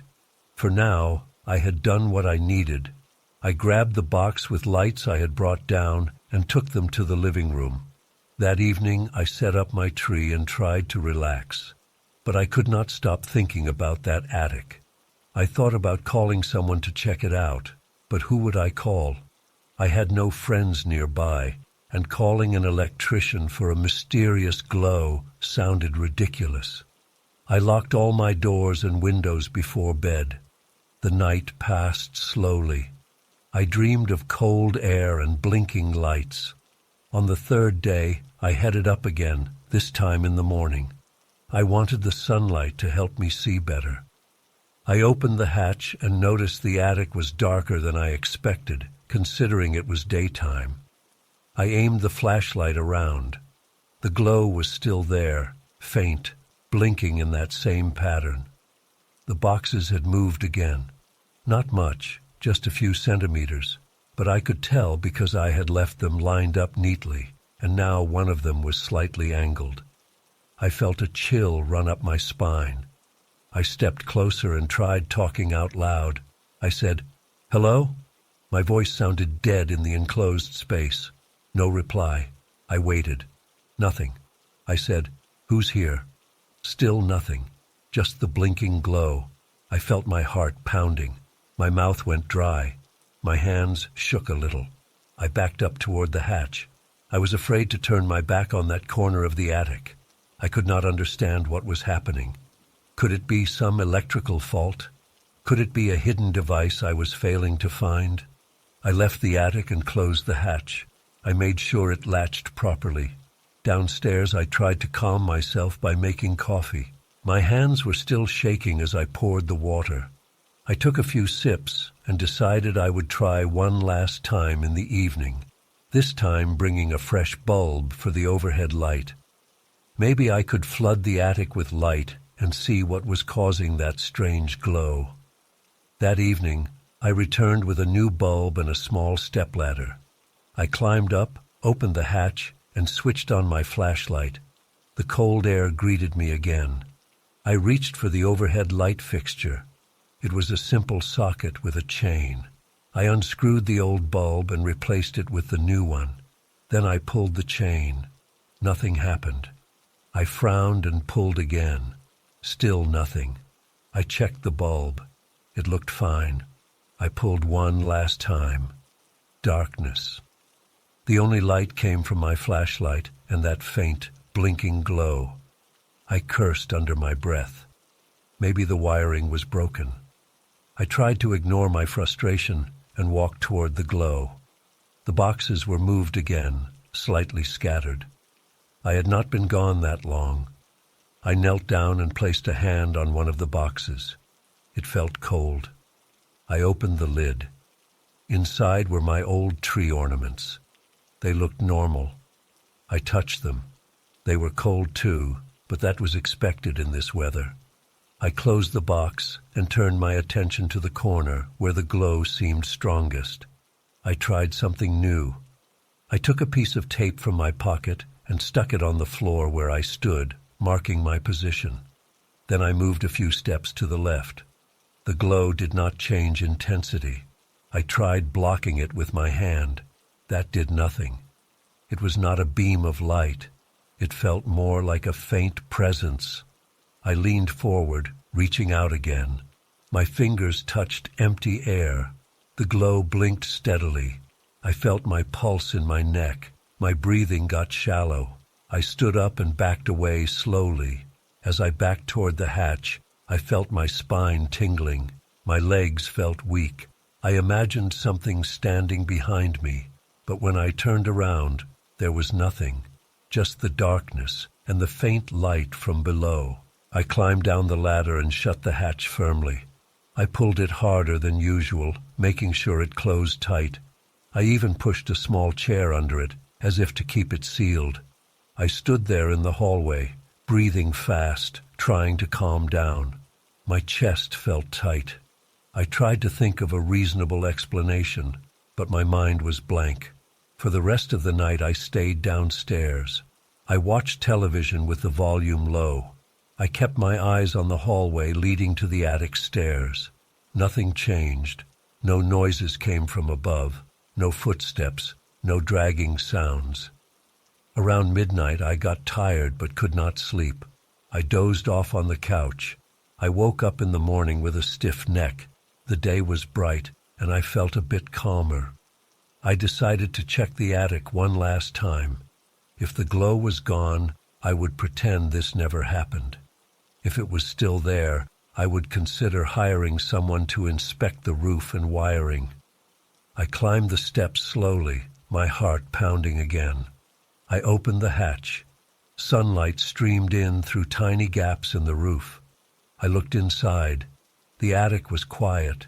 I shone my flashlight around. No glow, no blinking. The boxes were in the same position I had left them. The cold air was still there, but not as intense. The place smelled normal. I pulled the chain on the overhead light. The bulb turned on this time, bright and steady. I stood there, puzzled. I turned the light off and on again. It worked perfectly. I checked the boxes. They were exactly where I had placed them. Nothing had moved. I looked at the corner where the glow had appeared. I saw only wooden beams and dust. I knelt down and ran my hand over the floor. It felt solid and cold. No devices, no hidden lamps. I spent about 10 minutes up there, testing the light, moving boxes, and looking for any sign of something unusual. There was nothing. I climbed down and closed the hatch. I stood in the hallway, feeling both relieved and tense. I had no explanation. I tried to let it go and focus on enjoying the holiday. I set up my decorations, hung the ornaments, and did my best to forget that strange glow. Over the next few days, I did not return to the attic. I had no reason to. Everything I needed was already downstairs. I occasionally thought about what I had seen. I remembered how my body reacted, the tightness in my chest, the sweat on my palms, the way my breathing changed. It was real fear. I knew what I saw and felt, but now there was no trace of it. The attic was back to normal, as if nothing had happened. I never figured out what caused that faint light or why the boxes moved. I never heard any noises, never found any footprints, never saw any signs of intrusion. The attic had returned to its usual state, quiet, cold, and dark, without any blinking lights or strange occurrences. I still live in that house. I still store my decorations in that attic. But every time I open that hatch, I feel a slight hesitation, a quick flash of memory. I remember that blinking glow and the way it made me feel. I have not seen it again, and I hope I never do.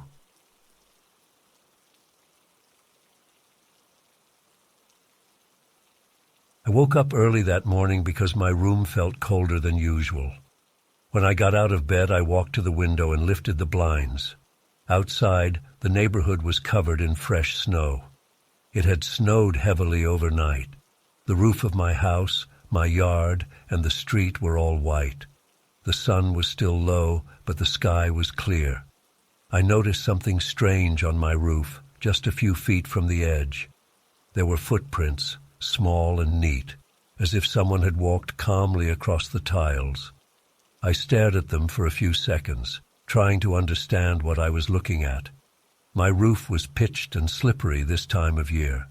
I could not imagine anyone climbing up there without a ladder or leaving such clear prints. I got dressed, put on a sweater and slippers, and stepped outside onto my front porch.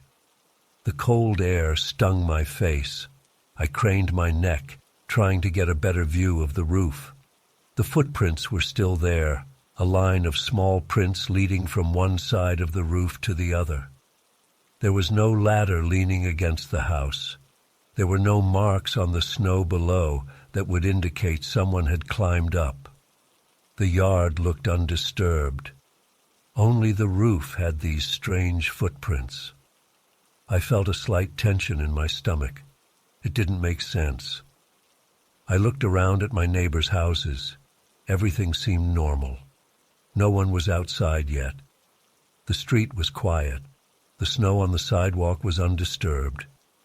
I went back inside and made some coffee. I tried to think of explanations while I sipped from my mug and watched the footprints through the kitchen window. Maybe someone climbed up during the night with special gear and then removed the ladder. Maybe it was some kind of animal, although these looked like human footprints, small but human-shaped. By lunchtime, I had gotten used to the idea of those footprints being there. I went on with my day, but I felt uneasy. Every time I passed a window, I glanced up at the roof. The footprints did not melt. The temperature stayed low. In the afternoon, I decided to check the attic. Maybe I would find some clue. I pulled down the attic ladder and climbed up. The attic was cold and dark.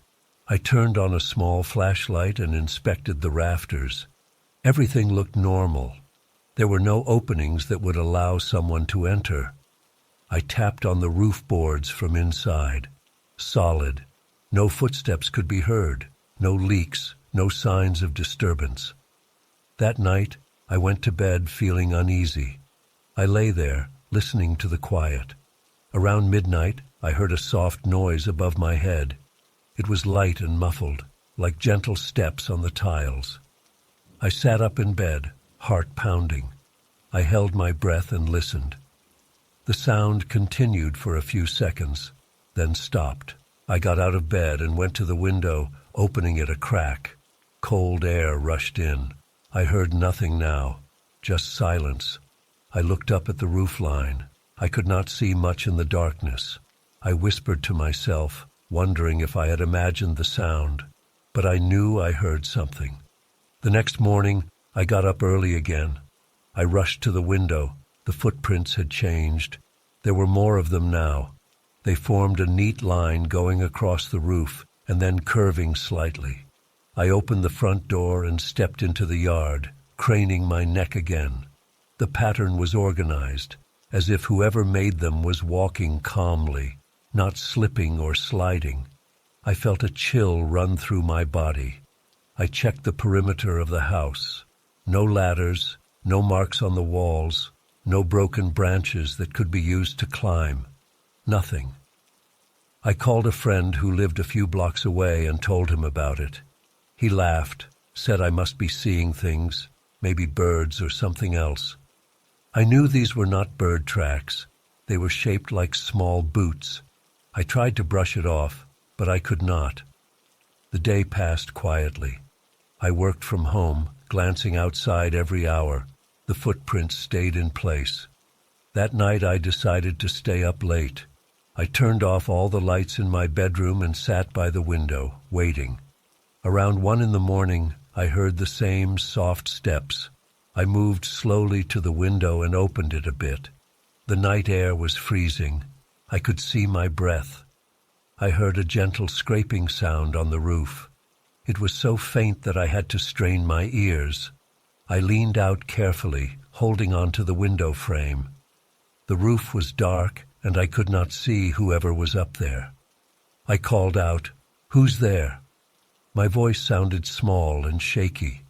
There was no response, but the steps stopped immediately. I waited, but I heard nothing more. I closed the window and locked it. My heart was beating fast. I felt sweat on my back. My hands were shaking. I decided to check the roof in the morning. Maybe I could climb a ladder and see if there was anything left behind, like a clue. In the morning, I borrowed a ladder from my neighbor. He asked me why I needed it, and I just said I wanted to check my gutters. I didn't want to sound crazy. I leaned the ladder against the side of the house where the ground was stable. Climbing slowly, I reached the roof's edge. I was careful not to slip. The footprints were clear and crisp in the snow. They were small, maybe the size of a child's foot, but shaped like boots. I bent down and examined them. The snow around them was pressed down but not melting. There was no debris, no twigs or leaves, just prints in a perfect line. I followed the line with my eyes. They formed a path that looped around my chimney and ended on the other side of the roof. I carefully walked along the roofline, holding onto the edge. At the far side, the prints stopped abruptly. There was no jump mark, no trail leading down, just a clean end, as if whoever made them had vanished. I felt the hair on my arms stand up. I climbed down, shaken. Over the next few days, the pattern of footsteps changed every night. In the morning, I would wake up and see new arrangements. Sometimes they formed a small circle near the chimney. Other times, they led to the edge and stopped.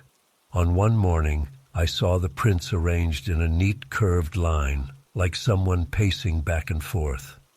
Every time, there were no signs of entry from the ground. The snow below remained untouched. My yard looked normal. Only my roof showed these strange tracks. The nights were the worst. I started sleeping with the light on.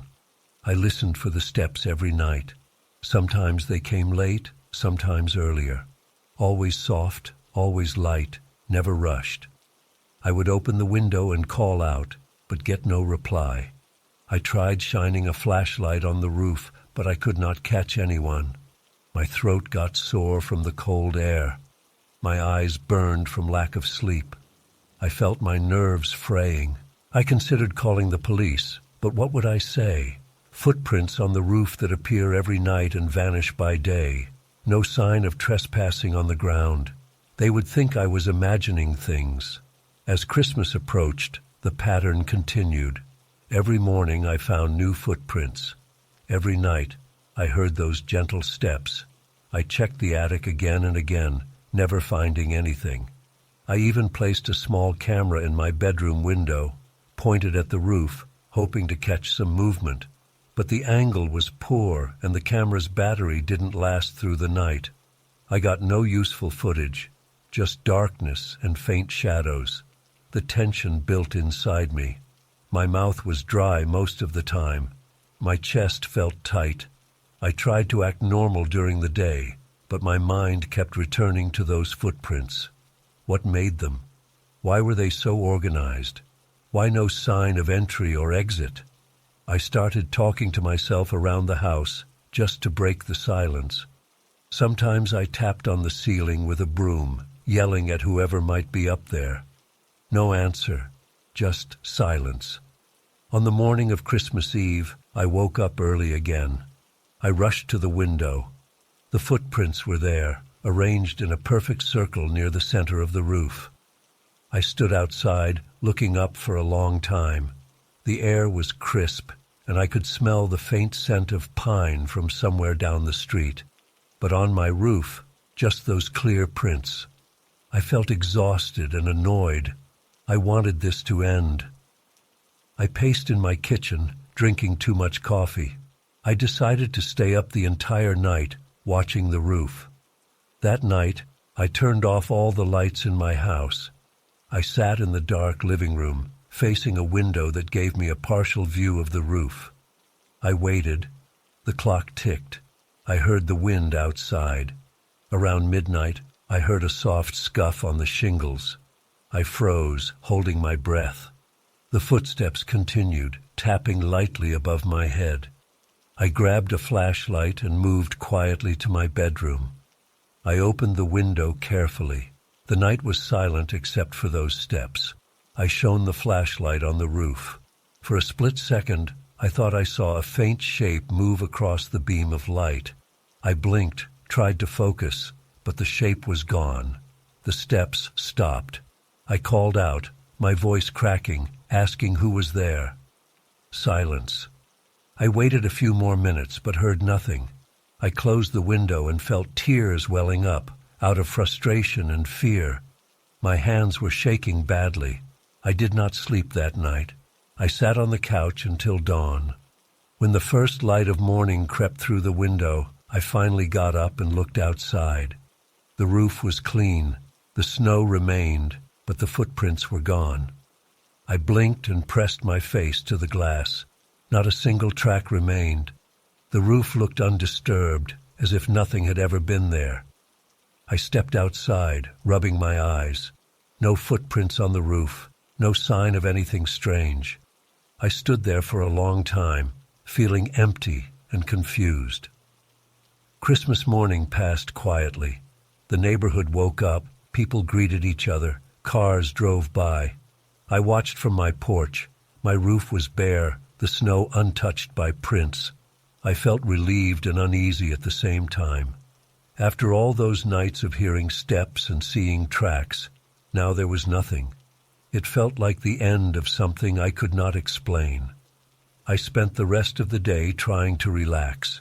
I made a simple lunch and watched TV with the volume low. I occasionally checked the roof from the window. Still no prints. Night came, and I sat in my bedroom waiting. I heard no steps. The next morning, no footprints. The pattern was broken. It was over. Even now I cannot explain what happened. For days, footprints appeared on my roof without any logical reason. I never caught anyone in the act. I never found a clue or a device. Then, on Christmas Day, they vanished completely. I still think about it sometimes, especially when winter comes around. I remember the sound of soft steps in the night, the neat lines of prints in the morning, and the fear and confusion I felt. But now there is only silence on my roof, and the memory of something I cannot understand.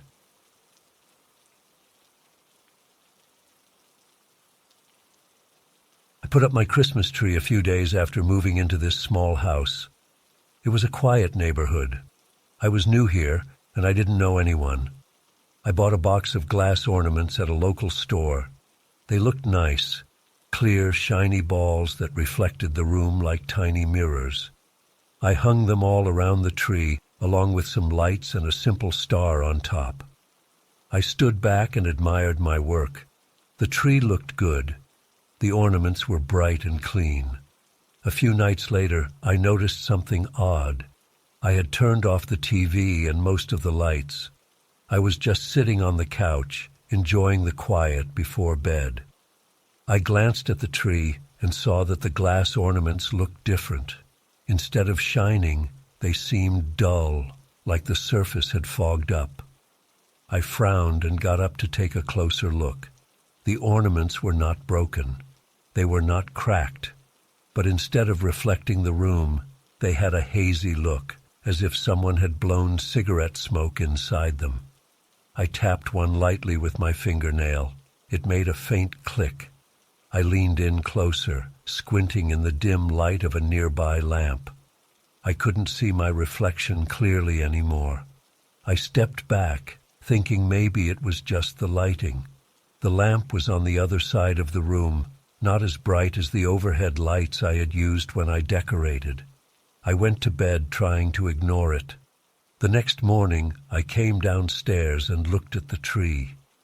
The ornaments were back to normal, shiny and clear as the day I bought them. I shook my head, confused. I touched one. It was cool, but that made sense because the house was a bit cold overnight. I shrugged and moved on with my day. That night, the haze returned. I turned on the tree lights to see if that helped. The small bulbs glowed, casting colored patterns on the floor. But the ornaments looked even stranger. They seemed to swallow the light. It was as if the bulb's glow didn't reflect off them at all. Instead, the light seemed weaker near each ornament. I moved close and stared into one. I thought I saw something shift inside, like a tiny movement. I pulled back, heart beating a bit faster. I told myself I was just tired. It had been a long day. I tried touching one of the ornaments. The surface felt cold, colder than I expected. The tip of my finger went numb after a second. I jerked my hand back and rubbed my fingertip, shocked at how icy it felt. I stood there, breathing slowly, unsure of what to do. These were just cheap ornaments, mass-produced, not old family heirlooms. Why did they feel so strange? The next evening, I decided to watch them more carefully. I turned off the TV and sat in a chair near the tree. The house was quiet. I focused on the ornaments. Over time, they gradually lost their shine.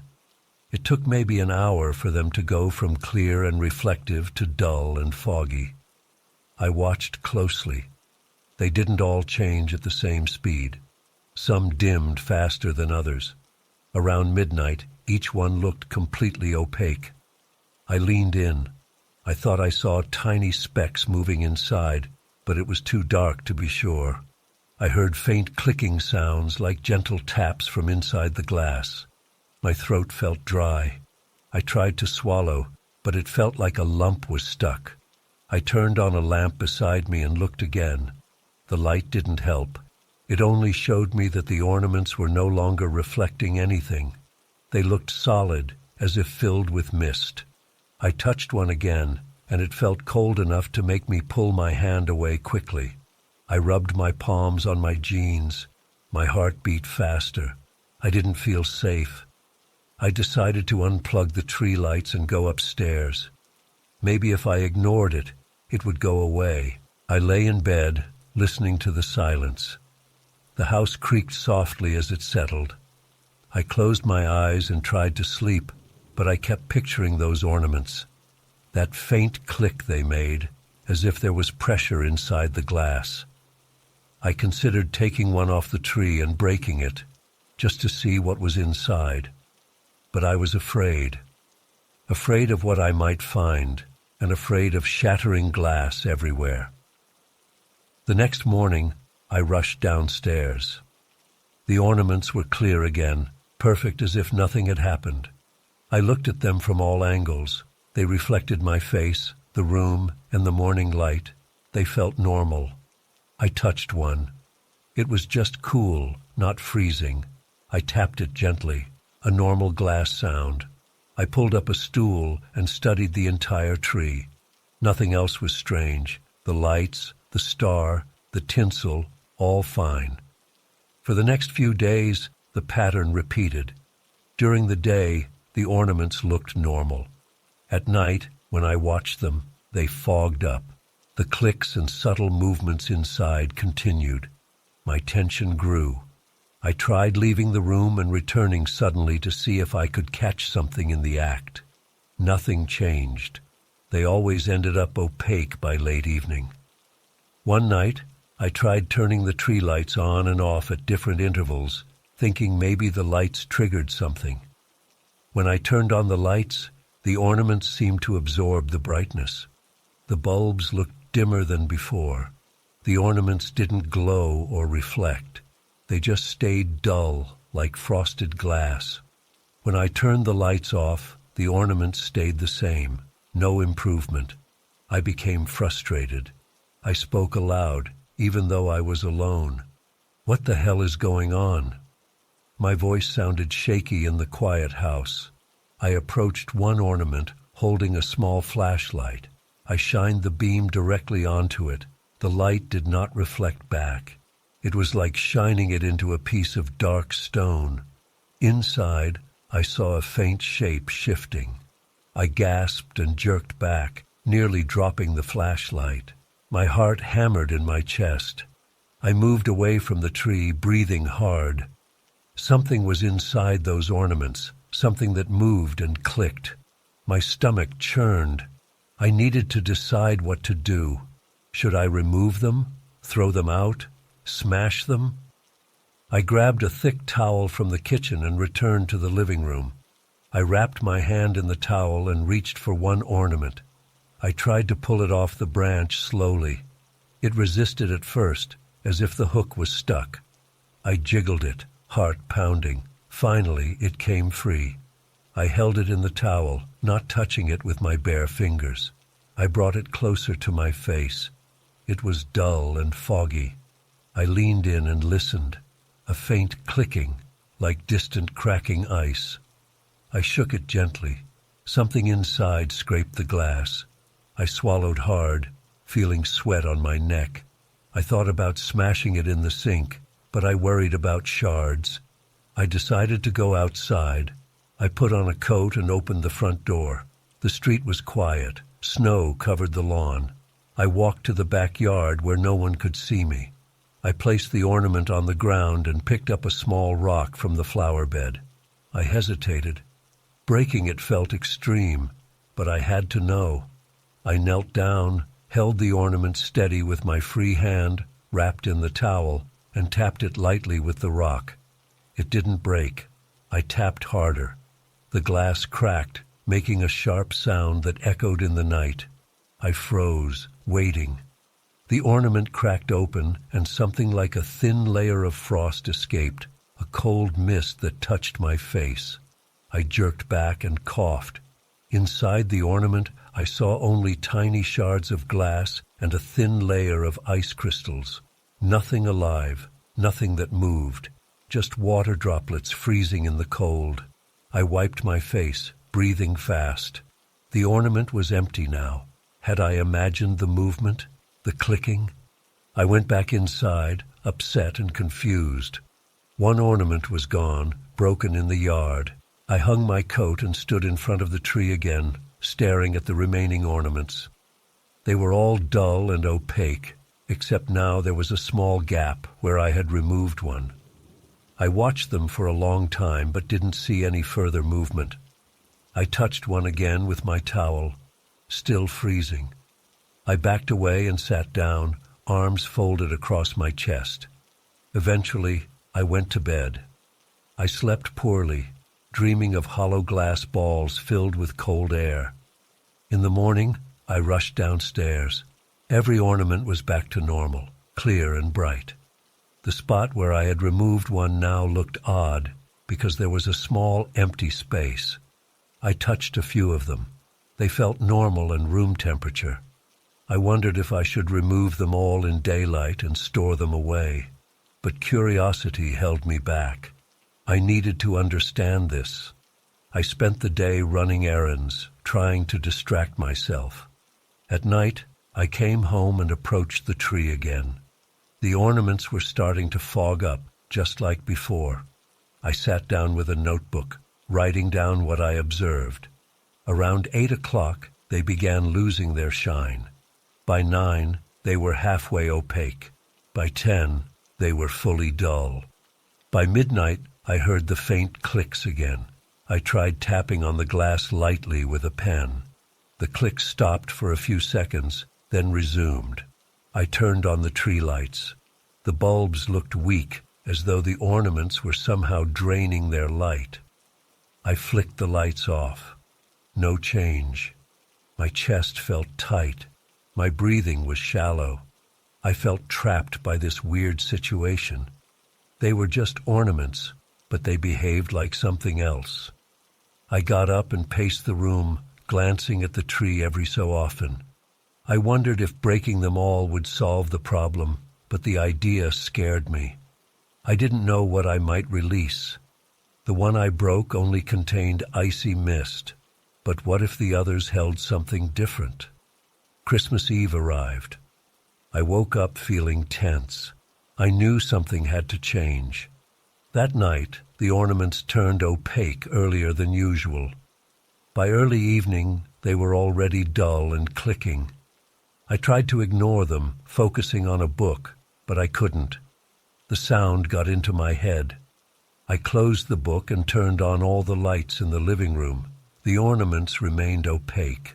I approached one with the towel again and touched it.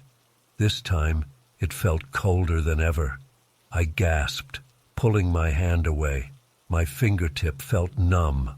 I rubbed it, trying to get some warmth back. It was late, and I felt exhausted. I decided I would leave them as they were. Let them do whatever they were doing. I went to bed, hoping that by Christmas morning, something would be different. I barely slept. I kept thinking I heard soft pops or cracks from downstairs, but whenever I got up to check, I heard nothing. Christmas morning, I hurried downstairs. I stood in front of the tree, breath held. The ornaments were perfect again. Clear, shiny, flawless. No haze, no clicking. I turned on the tree lights. The ornaments reflected the glow beautifully. I touched one. It felt normal, cool but not freezing. I picked one up and examined it closely. It was empty inside, just air. No sign of anything strange. I hung it back on the branch and stepped away. I spent the day watching them. Nothing unusual happened. The next night, nothing changed. They stayed clear and reflective. The pattern stopped as suddenly as it began. I watched them for several nights afterward, but they never turned opaque again. They never clicked or absorbed light. They remained normal Christmas ornaments. To this day, I can't explain it. For several nights before Christmas, they turned dull and cold, made strange sounds, and seemed to contain something inside. On Christmas morning, they went back to normal and stayed that way. I never found a logical reason. I still have them. Every Christmas, I hang them on the tree and watch carefully, but they haven't changed since. Sometimes I think about that cold feeling on my fingers and the faint movements I thought I saw inside the glass. I remember standing there, heart pounding, not knowing what to do. But now they are just ornaments again, bright and harmless. I'm left with only the memory of that strange week and the relief that it never repeated.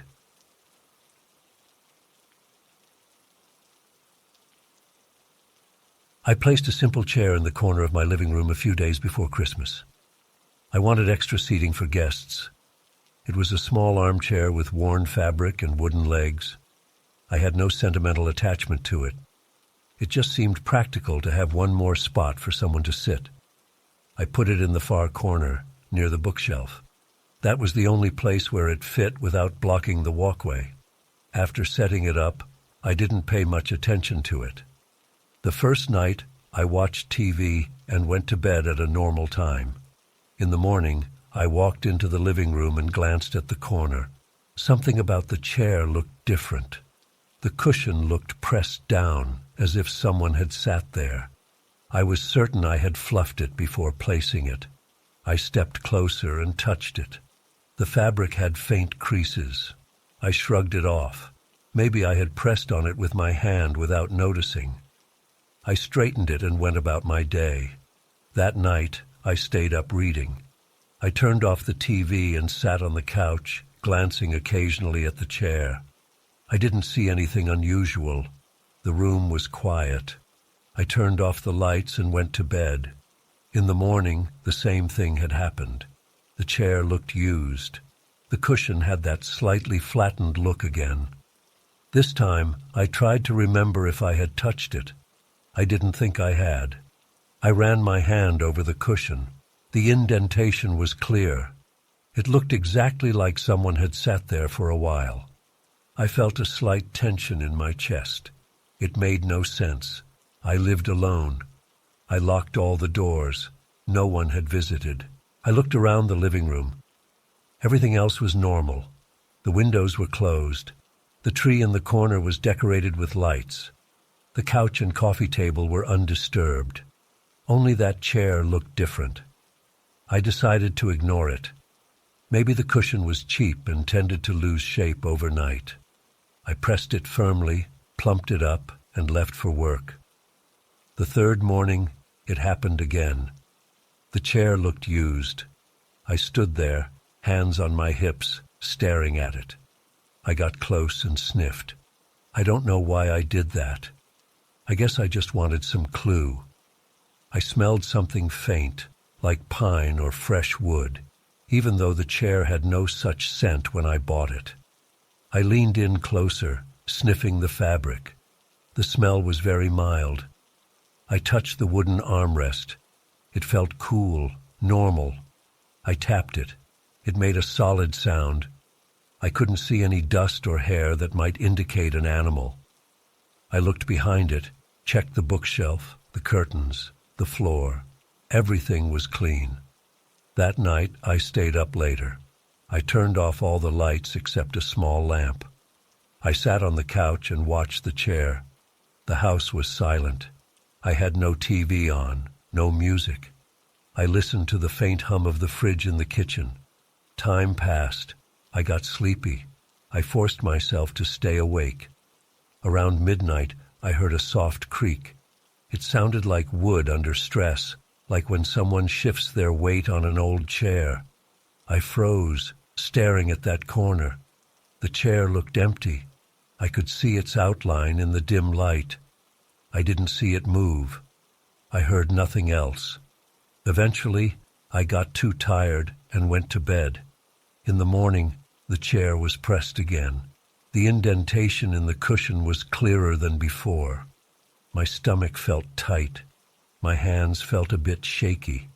I paced the room, checking all doors and windows. Everything was locked. I muttered to myself, "This is stupid." I decided to set my phone up to record overnight. I placed it on a shelf facing the chair and hit record before going to sleep. The next morning, I checked the phone. The battery had died after a few hours. I forgot to keep it plugged in. The video stopped at around 2 a.m. I skimmed through the footage. The lighting was bad, but I could see the chair faintly. I did not notice any movement, just darkness and a grainy image. It proved nothing. I felt frustrated and uneasy. The chair was pressed again, the same indentation. The smell of pine seemed a bit stronger this time. I couldn't ignore it anymore. I tried sitting in the chair. It felt normal under me. The cushion wasn't broken. I bounced on it a bit. It fluffed back into shape. I stood up and watched. Nothing happened. I put my ear close to the fabric, listening. Silence. I pulled the chair away from the corner and placed it near the center of the room. Maybe it had something to do with that spot. It was a dumb idea, but I needed to try something. That night I stayed up again, watching from the couch. The chair stood in the middle of the room, fully visible. I turned off most lights, leaving only the small lamp. The house was quiet. My heart rate was high. I felt tense, holding my breath whenever the house creaked. Nothing happened for hours. My eyes grew heavy. Finally, I gave up and went to bed. In the morning, I checked the chair. It looked normal. No indentation, no strange smell. I felt relieved. Maybe I had imagined it. Maybe the problem was with the corner spot. I moved the chair back to the corner, wondering if the issue would return. The next morning, the cushion was pressed again. The scent of pine was back. My relief vanished. My body felt cold. There was something about that corner. I crouched down and examined the floor under the chair. The wood floor looked normal. I knocked on it. Solid sound. I pushed the chair aside and examined the wall. The paint was intact, no cracks. I tapped the wall. Solid. I looked up at the ceiling. No stains, no holes. Everything looked fine. I put the chair back. I stepped back and stared at it. Why was it happening in that corner? Over the next few nights, I tried different things. I left the lights on all night. I turned on music quietly.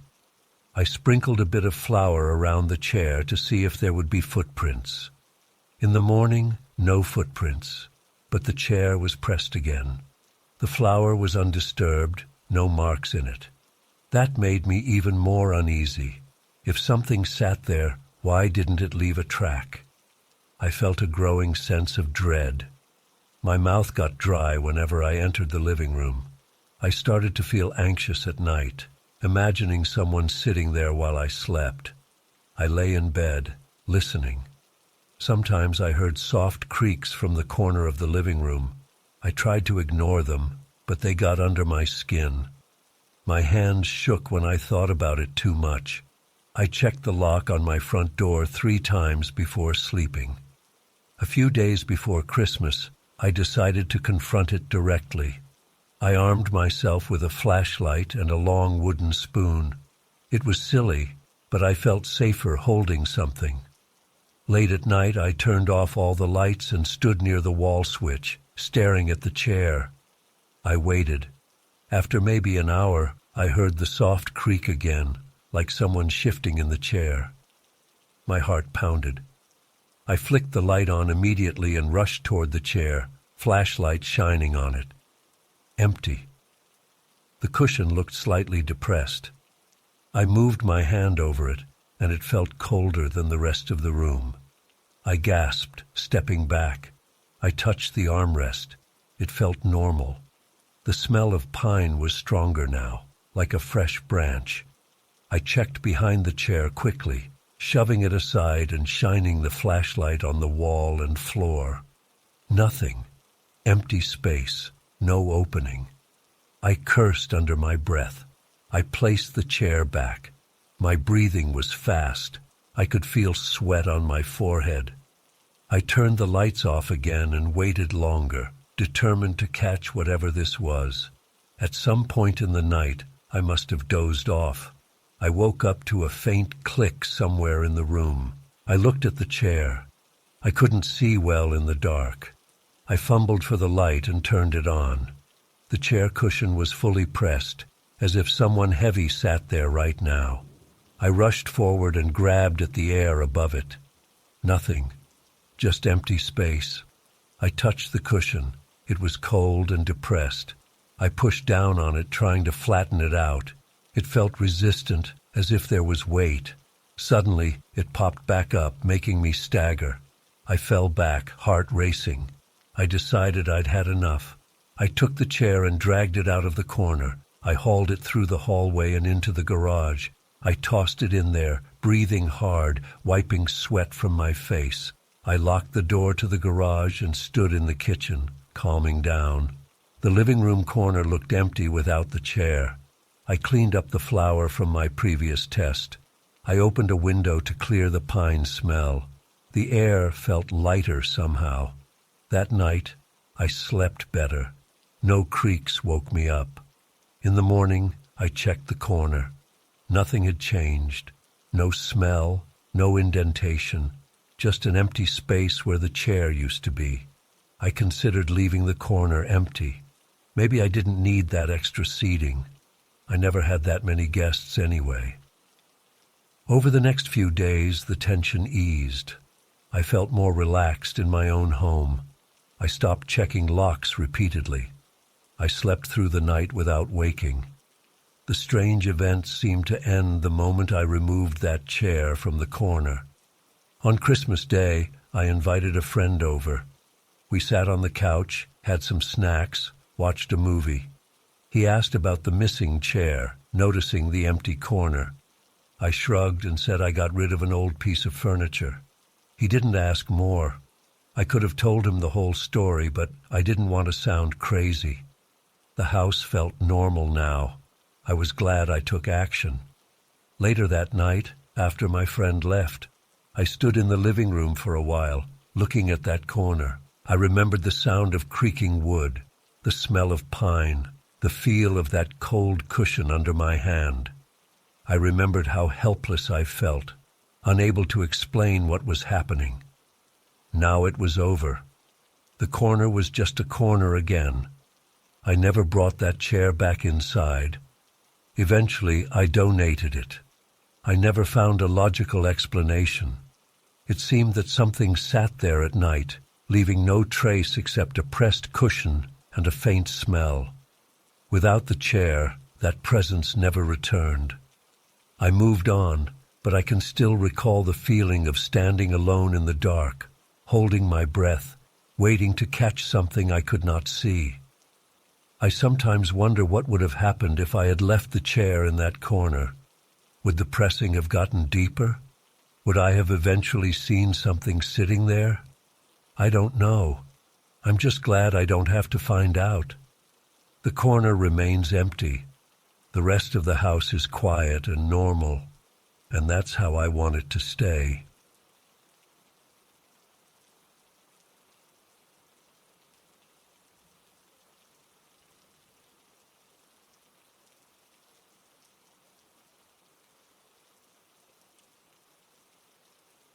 I remember the day I built the snowman in my backyard. It was late afternoon. The snowfall had been heavy that week, and I had plenty of fresh powder. I shaped 3 large snowballs and stacked them. I pressed them down so they would stick. I found some buttons for the eyes and a short branch for the mouth. I used an old hat and a scarf to finish the look. The snowman looked friendly and a bit silly. I felt proud of my quick work and went inside for the evening. The first night passed without much thought. I slept well. In the morning, I looked out the window. The snowman stood where I left it. It looked the same at first glance, but as I stared, I noticed something strange. The buttons for the eyes seemed tilted a bit. The mouth, which I had shaped into a small grin, looked slightly off. I told myself it was just the wind or maybe the snow settling. I shrugged it off and got ready for work. That afternoon, I returned home and glanced at the snowman again. It looked normal enough, though I had that odd feeling that the eyes weren't in the exact same spots as before. Still, I ignored it. Snow can shift as it melts or refreezes. There was nothing else unusual about the yard. That night I watched TV until late.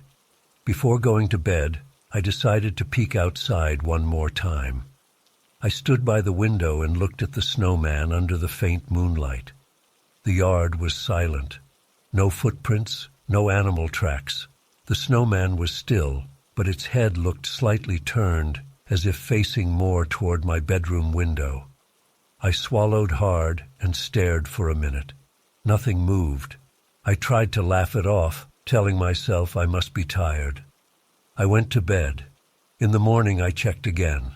The snowman seemed closer to the house by a few centimeters.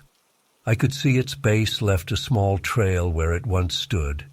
There were no footprints, just a slight drag in the snow. My stomach felt uneasy. I stood outside, staring at it. I reached out and touched the snowman's surface. It was solid and cold. The buttons were firmly pressed in. The hat was the same. I saw nothing that explained the movement. I thought maybe the sun caused a tilt, making it slide a bit.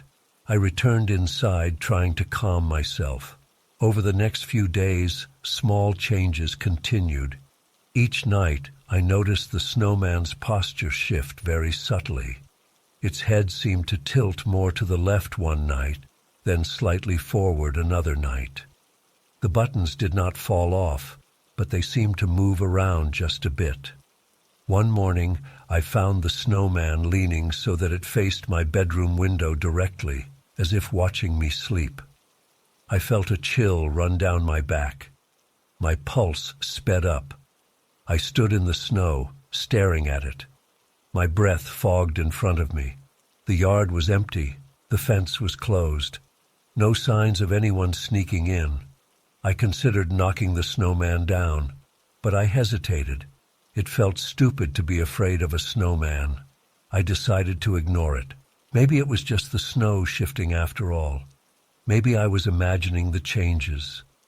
I stayed inside for the rest of the day, doing chores and trying not to look outside.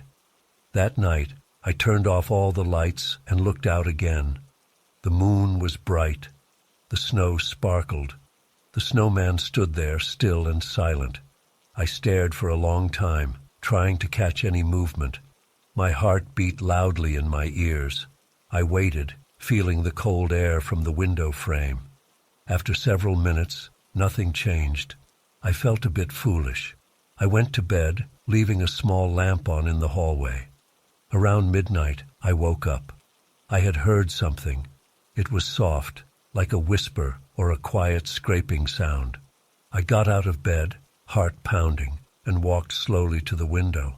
I pulled the curtain aside. My eyes adjusted to the dark. The snowman was still there, but now it looked like it had tilted its head to the opposite side. The scarf hung in a different position. I felt a surge of fear. I rubbed my eyes and looked again. Still the same. I considered going outside with a flashlight, but the idea made my hands shake. I closed the curtain and sat on the bed, trying to calm down. In the morning, the snowman had moved a few more centimeters closer. I could see the faint trail in the snow. It looked as if it had been dragged, but there were no footprints. The snow around it was smooth, except for that small drag line. I approached it slowly, holding a broom in my hand. I poked the snowman's base, solid ice and snow. I tapped the buttons. They were lodged in the snow firmly. The hat was secure. I bent down to check the base. It looked normal, just packed snow. No holes, no sticks that might cause it to lean. I spoke out loud, feeling strange. "Who's doing this?" My voice sounded thin in the cold air. Of course, no one answered. I listened carefully. Just the distant hum of a car passing a few streets away. No footsteps, no creaking gates. I returned inside, heart still racing. I locked the doors and checked them twice. That evening, I tried a new tactic.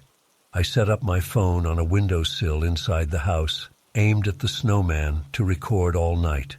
I plugged it in so the battery wouldn't die. I closed the curtain just a bit to keep the lens uncovered. Then I turned off all inside lights to avoid reflections on the glass. If something moved the snowman, I would see it. I barely slept that night. I kept waking up, listening for sounds. The house was quiet. I forced myself to stay in bed until morning. At dawn, I jumped up and ran to the window. The snowman looked like it had shifted again. Now it faced slightly to the side, as if looking toward the back fence. I could see the line in the snow again, a small drag. My throat tightened. I grabbed my phone and stopped the recording. I felt sweat on my palms as I scrolled through the footage. The video was long. At first, it showed the snowman in the same spot, not moving. Hours passed. I scanned through, looking for movement. Somewhere around 3 a.m., I noticed a slight flicker. The snowman's head seemed to jerk a bit, but the camera was static, so maybe it was me imagining it. I played that part slowly. The snowman's head, which had been angled one way, seemed to jump frames and end up angled differently. No figure appeared on screen. No person entered the yard. The snowman just changed position between frames. One moment it was facing one direction, then a few frames later it faced another. I felt a chill run through my body. My heart hammered. This made no sense. I paced the living room, muttering curses under my breath. I had no explanation. The phone captured no intruder, just a strange, sudden shift. I replayed it many times. The snowman's shape just changed. I considered calling someone, but who would believe me? I decided I had to get rid of that snowman. I couldn't take it anymore. I waited until noon to build up my nerve. The sky was gray. The air was cold. I put on my coat, gloves, and boots. I grabbed a shovel and headed outside. The snowman stood there, silent and still. The buttons stared at me. The hat rested crookedly. I took a deep breath and swung the shovel, chopping into the middle section. The snow and ice cracked. I felt resistance, but I kept pushing. The snowman's top half toppled off, rolling into the yard and breaking apart. The buttons scattered. The hat fell in the snow. I stomped on the remains, crushing them into slush. I wanted nothing left. After a few minutes, only a messy pile of broken snow remained. I threw the hat aside and collected the buttons. I took them inside. I breathed heavily, feeling a strange relief. That evening, I avoided looking outside. I watched TV with the volume higher than normal. I tried to distract myself. No more snowman. Problem solved. I forced myself to believe that. I went to bed around midnight, still feeling tense. I told myself I would wake up to an empty yard, no strange movements. At dawn, I hurried to the window. The snow was undisturbed, no snowman, just a flattened patch of churned snow. I exhaled, relieved. I made coffee and tried to relax. Maybe I had imagined the entire thing. Maybe it was just snow settling oddly. I spent the day inside, doing chores, talking on the phone with a friend, anything to forget that weird experience. Late that night, I got curious. I peeked outside. The yard was quiet, no shapes, no figures. I felt a small smile on my face. Everything was normal. I turned off the lights and went to bed. I slept well for the first time in days. In the morning, I woke up feeling refreshed. I walked to the window with confidence. I froze. My mouth went dry. There, in the exact spot where I had built the snowman, stood a new shape, smaller, rougher, but unmistakably a snowman form. It looked hastily made. The torso was lopsided. There were no buttons, no hat, just a vague figure of stacked snow. My heart thumped wildly. I stared, pressing my forehead against the cold glass. No footprints, no drag marks, just that new shape appearing overnight. I rushed outside, shovel in hand, breathing fast and cursing under my breath. I hacked at the snow, destroying the shape. I scattered the snow in all directions, breaking it into chunks. My arms shook. My breath puffed out in ragged bursts. I stood there, panting, the yard a mess of snow piles. No more snowman, no shape at all. I looked around suspiciously. Nothing. That night I put furniture against the doors. I locked every window. I left the outdoor lights on. I sat in the dark living room with a baseball bat. My stomach churned. My hands sweated. I planned to stay awake until morning, watch every hour, catch whoever was doing this. But fatigue overcame me. I dozed off around 2 a.m. I jerked awake at dawn with a stiff neck. I rushed to the window. The yard was empty, just normal snowdrifts. I sighed loudly, almost laughing with relief. I spent the whole day anxious, but nothing happened. That night, I did the same routine. Doors locked, lights on outside, baseball bat in hand. I forced myself to stay awake as long as possible. I made coffee, paced the room, tried reading a magazine. Eventually, I fell asleep again. Morning came. I checked the window. The yard was normal. As Christmas approached, I started to relax. The snowman did not return. No strange shapes, no tracks. The yard stayed peaceful. A few days passed with no incidents. My heartbeat slowly returned to normal levels. I slept better. I even unlocked the windows to let fresh air in. On Christmas Eve, I dared to look out late at night. The moon was bright.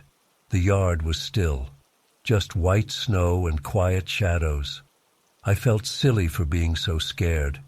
It was probably just my imagination, or some odd trick of temperature and wind. The important thing was that it was over. On Christmas morning, I got up early. I wanted to enjoy the holiday with some coffee and maybe call family. Before making coffee, I looked outside once more. The yard was empty. No snowman, no strange shapes, just a smooth blanket of snow. I let out a relieved sigh and smiled. I opened the door to step outside for a moment, just to feel the crisp air. I stood there, breathing quietly. Nothing moved. The fence was closed. The trees were still. It was peaceful. I re-entered the house and closed the door. I made coffee and sat by the window, reflecting on the last days. I still had no explanation. I had no proof beyond that weird video and my own memory. But it seemed to be over now. The snowman was gone, and it had not returned. I felt grateful for the quiet. I finished my coffee and decided not to think about it anymore. I would treat it as a strange memory. No need to tell anyone. No one would believe me anyway. The yard was normal, and I was safe. I spent the rest of Christmas reading, eating, and enjoying the calm silence of my home. I did not look outside again until evening, just to keep my peace of mind. When I did, nothing had changed. It remained that way for the rest of winter. I never built another snowman.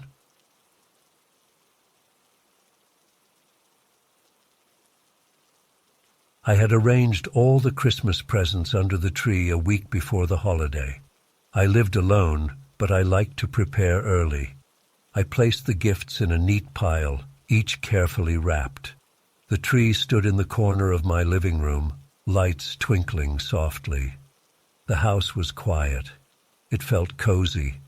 I looked at my work and felt satisfied. The gifts were mostly for my parents and a few friends who would stop by on Christmas Day. There was one small package in particular. It was tiny, wrapped in green paper with a red ribbon. I don't remember why I wrapped it so early. It might have been something simple like chocolates or a small ornament. I placed it at the corner of the pile. The first night after placing them, I slept soundly. In the morning, as I brewed coffee, I glanced at the tree. Everything looked normal. The gifts were in the same neat stack.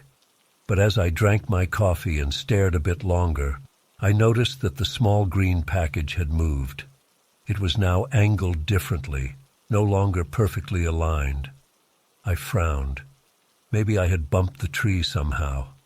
I knelt down and adjusted it back into place. No big deal. That evening I watched TV and went to bed around midnight. I locked the doors, as usual. I woke up once during the night, hearing a light rustle, like paper being crumpled. I listened for a moment but heard nothing else. I figured it was just the heater kicking in, or the wind outside. I went back to sleep. The next morning I made toast and coffee and walked into the living room to enjoy my breakfast. I noticed something off again. The small green package had moved to the other side of the pile.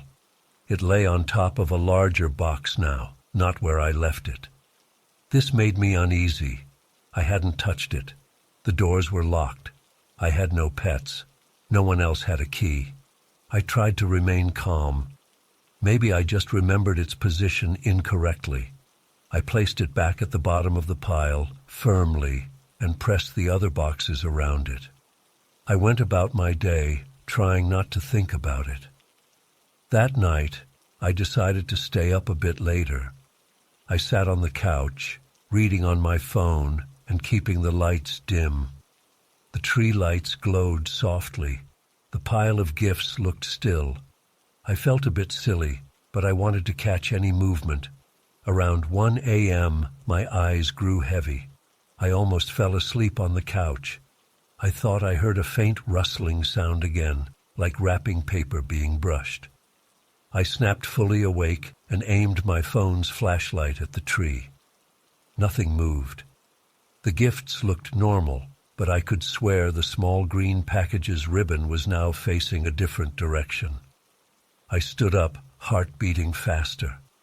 I checked the doors, still locked. I walked to the tree and touched the package. It felt normal, just a small, solid box. No tricks. I went to bed, feeling uneasy. I left a small lamp on in the hallway. I couldn't sleep well. I kept hearing faint sounds, maybe just my imagination. In the morning, I rushed to the living room. The small package had moved again. This time, it lay slightly outside the neat stack, leaning against a red and gold box. My stomach tightened. I checked all windows and doors. No signs of forced entry. The snow outside was undisturbed. I even checked the floor around the tree for footprints, but it was just carpet. No clues. I decided to record the night with my phone. I placed it on a shelf facing the tree, recording video continuously. I left it plugged in so it wouldn't run out of battery. That night, I turned off all lights, except the tree lights, and went to bed early. I tried to sleep, but my mind raced. If the package moved again, I would have proof of how it happened. In the morning, I hurried to the phone and stopped the recording. I checked the gifts first. The small green package had moved to the top of the pile, perched at a slight angle. I cursed under my breath. I sat down and started reviewing the video, scanning through hours of footage. Around 3 a.m., I heard a faint rustle on the recording. I could see the tree and the gifts in the frame. At one point, the small green package seemed to shift. It happened suddenly. One frame it was in one place, the next frame it was in another position. No hand, no figure, nothing visible. It just changed position. I rewound and watched it again and again. The same thing. The package moved, but I could not see how. My heart thumped. I started to sweat. This was impossible. I had no explanation. I sat there for a long time, feeling my pulse in my throat. I considered throwing the package away. But what if it was just my camera glitching? I decided to try another night, maybe set up a different angle. I put the phone in another spot, a bit closer to the gifts, and tried again that night. I hardly slept. In the morning I found the package outside the stack, resting on the floor about 10 centimeters away. I checked the recording. The same thing. One moment it was in the stack, the next frame it was not. No person, no animal, no movement in between. I felt a cold fear rising in my chest. I got up and paced the room. I said aloud, "Who's doing this?" My voice echoed in the quiet house. No answer. I touched the package, feeling for anything unusual. The paper was normal wrapping paper. The ribbon was tight. I considered opening it, but it was meant for a friend. Then I realized I couldn't even remember what I had put inside. I tried to recall. I knew I had bought a bunch of small gifts, ornaments, candies, a gift card maybe. But what was in this one? I honestly couldn't remember. That unsettled me. I decided to open it. My hands shook slightly as I peeled the tape and removed the ribbon. I lifted the wrapping paper slowly. Inside was a small cardboard box. I opened the lid.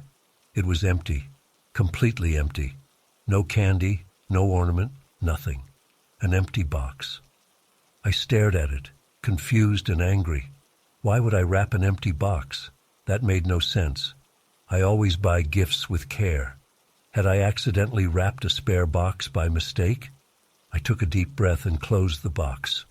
I rewrapped it, feeling foolish. Maybe I was losing my memory, but that didn't explain the movement.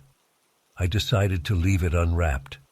I placed the open box under the tree without paper or ribbon, just a plain cardboard box. That night, I stayed in the living room, lights off, pretending to be asleep on the couch. I covered myself with a blanket and kept one eye slightly open, watching the tree. Hours passed. The house stayed silent. My back ached from lying still. Just when I considered giving up, I heard a soft, dry rustle. My heart slammed in my chest. I waited. The tree lights flickered slightly. I stared at the box. Slowly, the box seemed to shift on its own. It tilted, then slid a bit to the side. I saw it happen with my own eyes. No hands, no strings. It just moved. I couldn't help it. I gasped loudly and jumped up, running to the light switch. I flipped on the lamp and crouched near the tree. The box lay still. I touched it. Plain cardboard, cool to the touch. My hands shook. My mouth felt dry. I considered throwing it out the front door, but I was too scared to go outside in the dark. Instead, I took the box into the kitchen, grabbed a plastic bag, and sealed the box inside it. I put the bag in a drawer. I returned to the living room. The rest of the gifts stayed where they were. I spent the night on the couch, lights on, TV on mute, heart racing. In the morning I opened the drawer. The plastic bag was there, sealed. Inside was the box, unchanged. I pulled it out carefully, still empty, still a normal box. I carried it outside and threw it in the trash bin. Then I rearranged the gifts under the tree. With the strange box gone, I hoped everything would return to normal.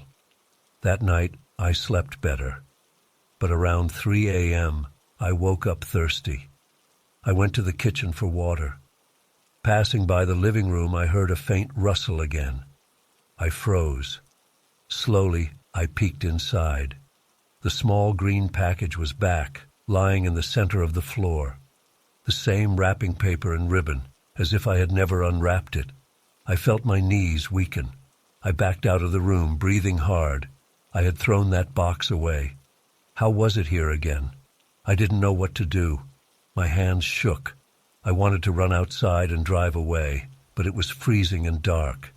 Instead, I turned on every light in the living room. I approached the package. It looked exactly as before. The green paper, the red ribbon, the same neat wrapping. I picked it up. It felt slightly heavier than the last time I had touched it. I pressed it gently. Something inside shifted. Not empty now. I walked to the kitchen table and placed it down. I got a knife and carefully slit the tape. Inside was the cardboard box again, but this time it had something in it. I tilted it, and a small piece of paper fell out. It looked like a note, folded. My heart pounded as I picked it up. I unfolded it. The paper was blank, no writing, no symbols, just a blank scrap of paper. I stared at it, confused. I placed it on the table. Suddenly, the lights flickered. I jerked my head up, heart slamming again. The note began to curl up as if rolling by itself. I reached out to flatten it.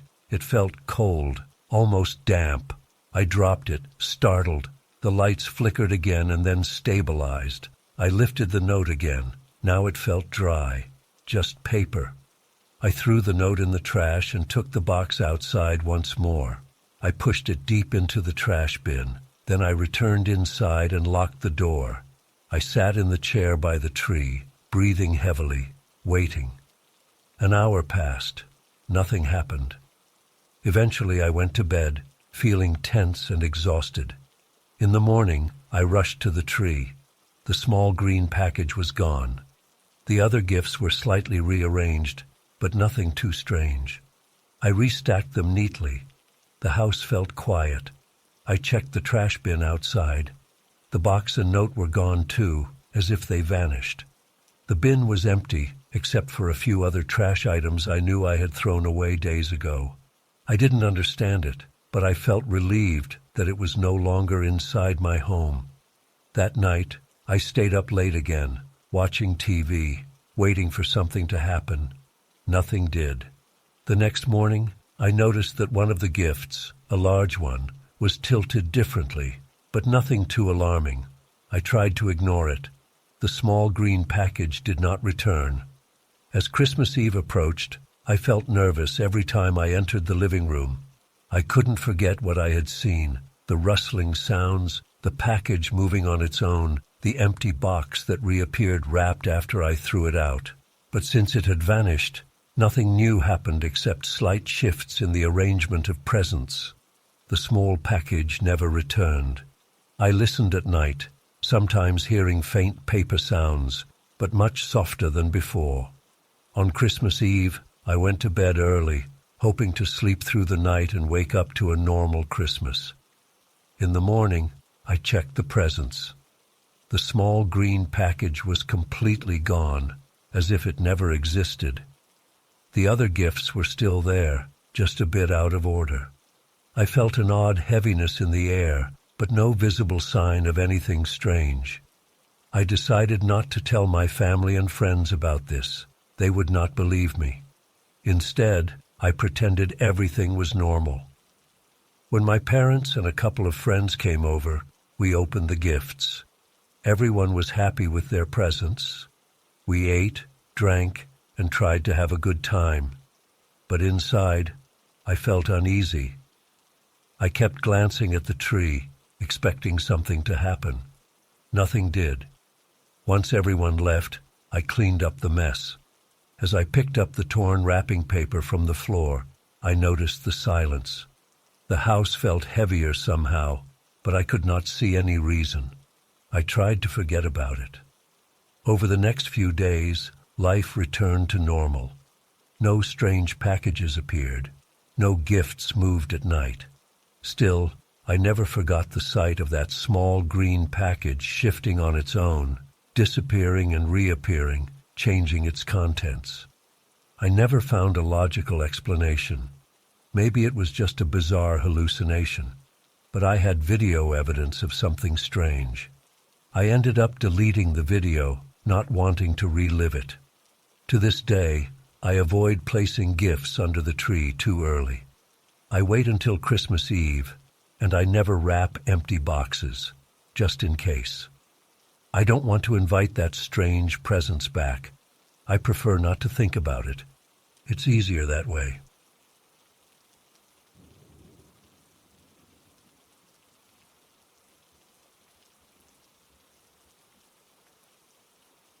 I noticed the ornament the moment I unpacked the box of decorations. It was a round, golden ornament about the size of my palm.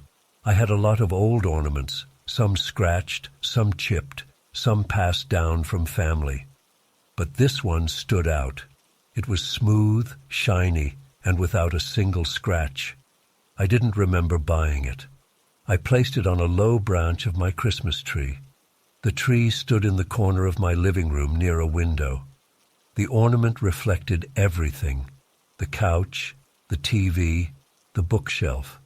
It acted like a small mirror, but with a slight distortion. The first few days were normal. I turned on the tree lights each evening, sat on the couch, and watched some TV. The ornament was always there, reflecting the room. I glanced at it occasionally, admiring how it made the space look smaller and rounder inside its surface. Everything seemed fine. About 3 nights before Christmas, I noticed something. I was relaxing on the couch, reading messages on my phone. The room was quiet. I glanced at the golden ornament and saw a faint movement inside its reflection. I looked around the room. Nothing moved. The curtains were still. The door was closed. The television was off. But inside that shiny surface, something passed behind me. It was quick, like a flicker of a shadow. I turned around fast, but saw nothing.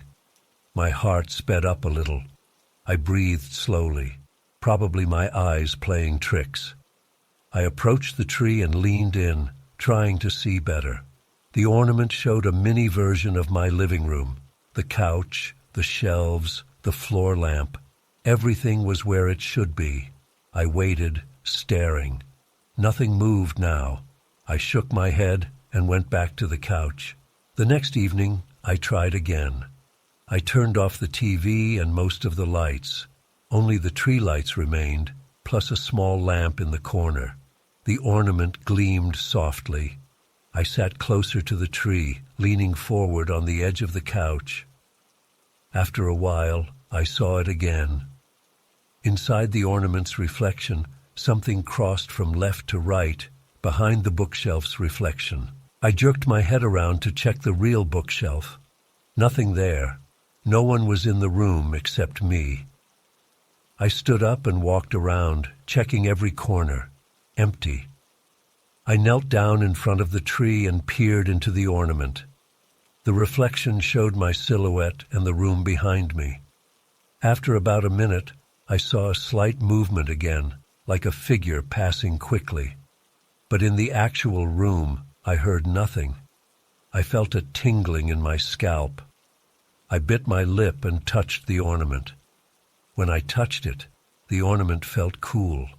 I expected a smooth, hard sound, but when I tapped it lightly, it made a muffled sound. Not a clear clang of metal or glass, more like a dull, soft sigh. I tapped it again. The same muffled sound. My fingertips felt a slight vibration. I pulled my hand back, breathing faster. Ornaments shouldn't sound like that.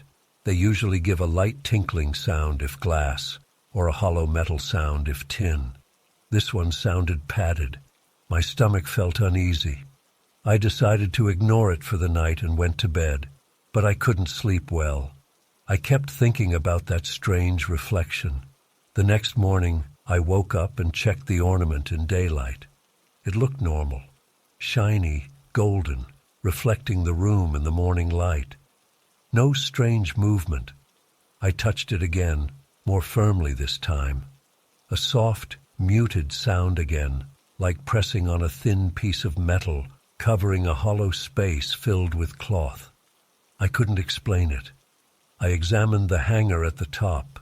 It looked normal, just a small loop. I considered taking it off the tree and looking inside, but I didn't want to break it. I decided to leave it alone. That evening, I turned on the tree lights as usual.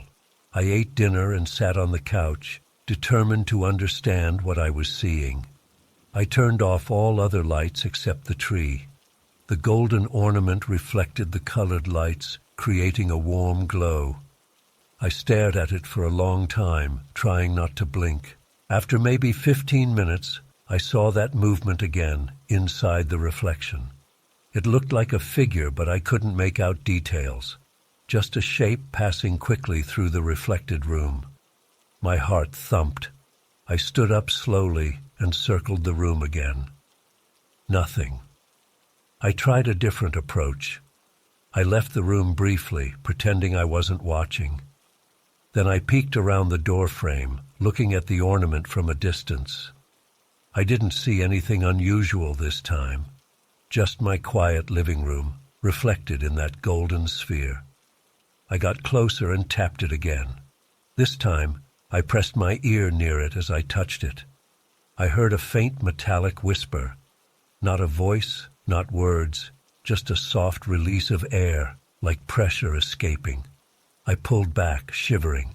My hands were sweating. I felt foolish, but I was also scared. It made no sense. It was just an ornament. Maybe it was defective, maybe hollow in a strange way.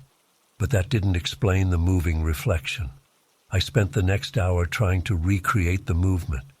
I shone a flashlight around the room, hoping to see a reflection that could explain it. No luck. I ran my hand behind the bookshelf to see if a shadow would appear in the reflection.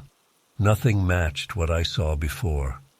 Eventually I got frustrated and turned on all the lights, hoping to break the strange atmosphere. The following night was Christmas Eve. I felt nervous all day. By late afternoon, I noticed the ornament looked less reflective. The surface seemed a bit dull, not as bright as before. I rubbed it gently with a soft cloth, thinking maybe dust had settled on it, but it remained slightly opaque, as if the shininess had faded. I held it in my hand, careful not to drop it. The weight felt normal. I tapped it lightly. The same muffled sigh. I felt a chill on the back of my neck. As evening fell, I decided to watch it one more time. The tree lights were on, the rest of the house mostly dark. I sat on the floor in front of the tree, a few feet away, and kept my eyes on the ornament. My heartbeat was steady but tense. I tried to relax my breathing. After several minutes, the reflection inside looked strange.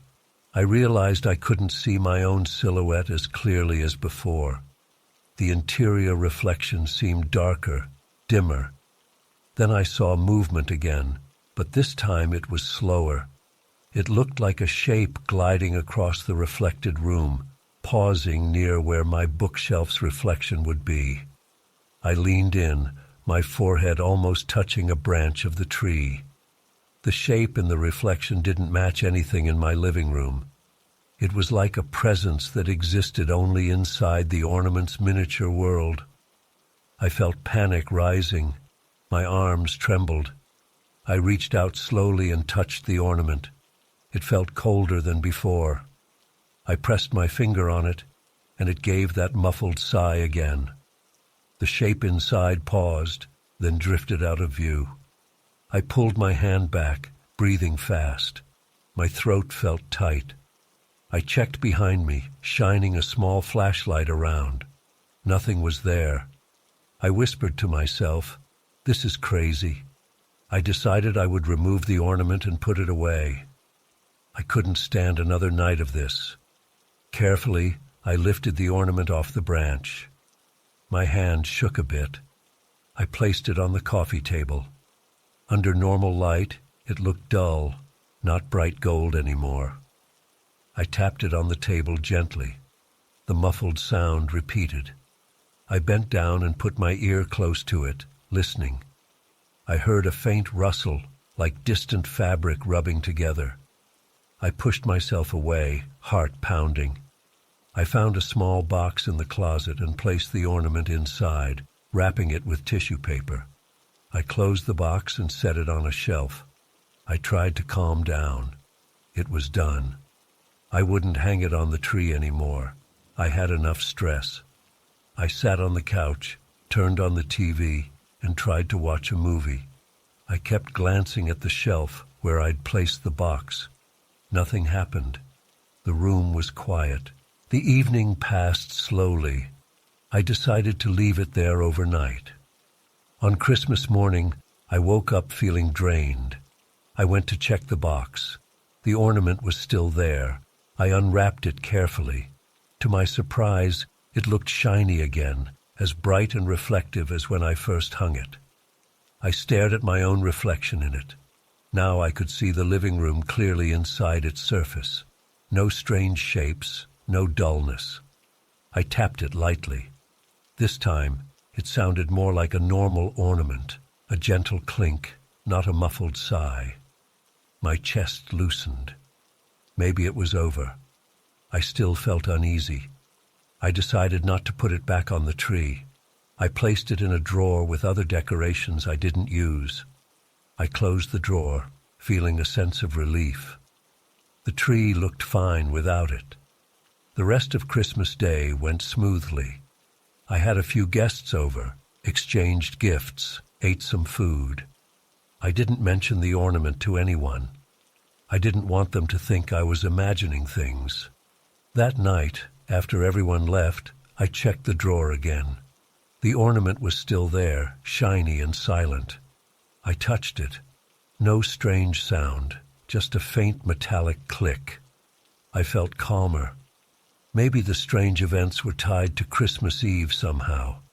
I packed it away with the other spare ornaments, put them in a box, and placed the box in the basement storage area. In the days after Christmas, life returned to normal. I took down the tree after New Year's and stored the decorations. I avoided touching that particular ornament again. I kept thinking about what I saw inside its reflection. I remembered the shape drifting behind the reflection of my furniture. It bothered me, but I had no explanation. Every time I recalled the muffled sighing sound, my skin prickled. A week later, I went down to the basement to check something. The box with the ornament was still there, sealed. I was tempted to open it and look again, but I resisted. I didn't want to invite that strange feeling back into my home. Whatever happened, it seemed to have stopped once I removed the ornament from the tree. I decided it was best to leave it alone. As time passed, I tried to forget the incident. I convinced myself it was a trick of the light, or my imagination fueled by holiday stress. But deep down, I remembered how real it felt. I recalled the exact moment I saw that shape moving inside the reflection, the feeling of coldness when I touched the ornament, the muffled sound it made. I couldn't completely deny that it happened. Even months later, when I thought about it, my heart rate would increase. I'd get a slight headache and feel a tension in my shoulders. I considered throwing the ornament away, but something stopped me. Maybe I didn't want to provoke whatever caused that strange phenomenon. Maybe I just felt it would be safer to keep it stored, untouched. Now I avoid mentioning it to anyone. If someone asks about my holiday decorations, I just say I have a lot of old ornaments and keep them in the basement. I never bring up the golden ornament or what I saw. Sometimes I wonder if it would happen again if I hung it on the tree next Christmas. I'm too afraid to try. I still have no clear explanation. The ornament looked normal most of the time. Only at night, close to Christmas, it showed those strange reflections and produced that odd sound. Once Christmas passed, it returned to normal. I don't know what that means, and I don't want to find out. I choose to leave it where it is, in the dark, out of sight. When I think about it, I feel the same uneasy tension in my gut. I remember pressing my ear against it and hearing that faint whisper. I remember seeing something inside that reflection that did not exist in my living room. I remember how it felt to stand there, confused and scared. with no one to confirm what I was experiencing. It was just me and that strange golden ornament. In the end, I learned to let it go. I finished the holiday season without further incidents, but I know what I saw, and I know how I felt. That's enough for me. I don't need to prove anything to anyone. The ornament remains in its box, silent and safe. I hope it stays that way.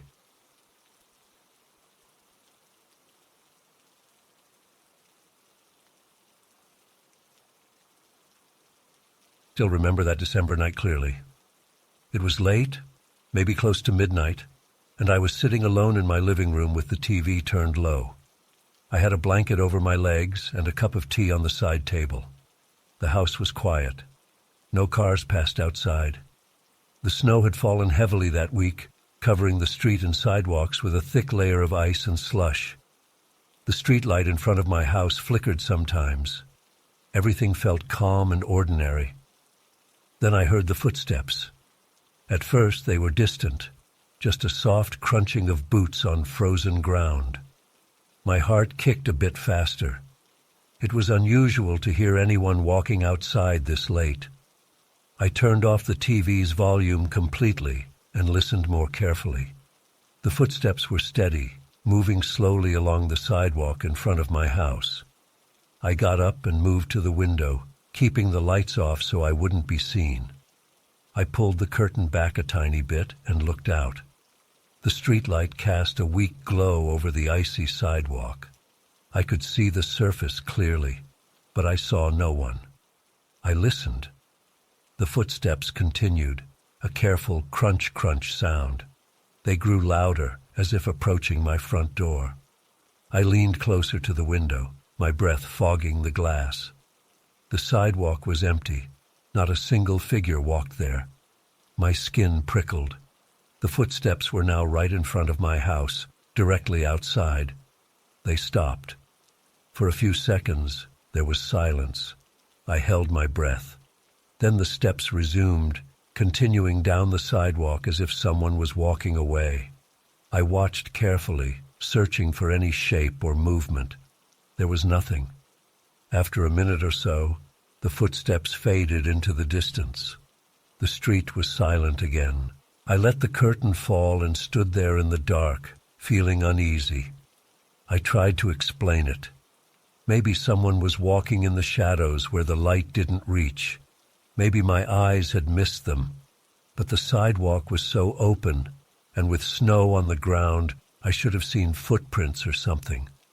I decided to let it go and went back to the couch.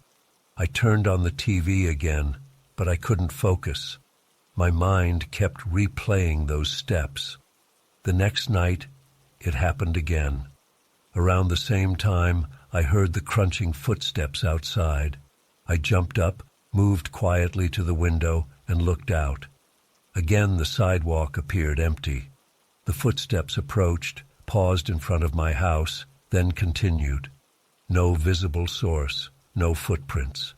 I squinted, checked the shadows, tried to catch even a glimpse of a person. Nothing, just that steady crunching on ice, as if heavy boots were treading slowly. My heart pounded, my mouth felt dry.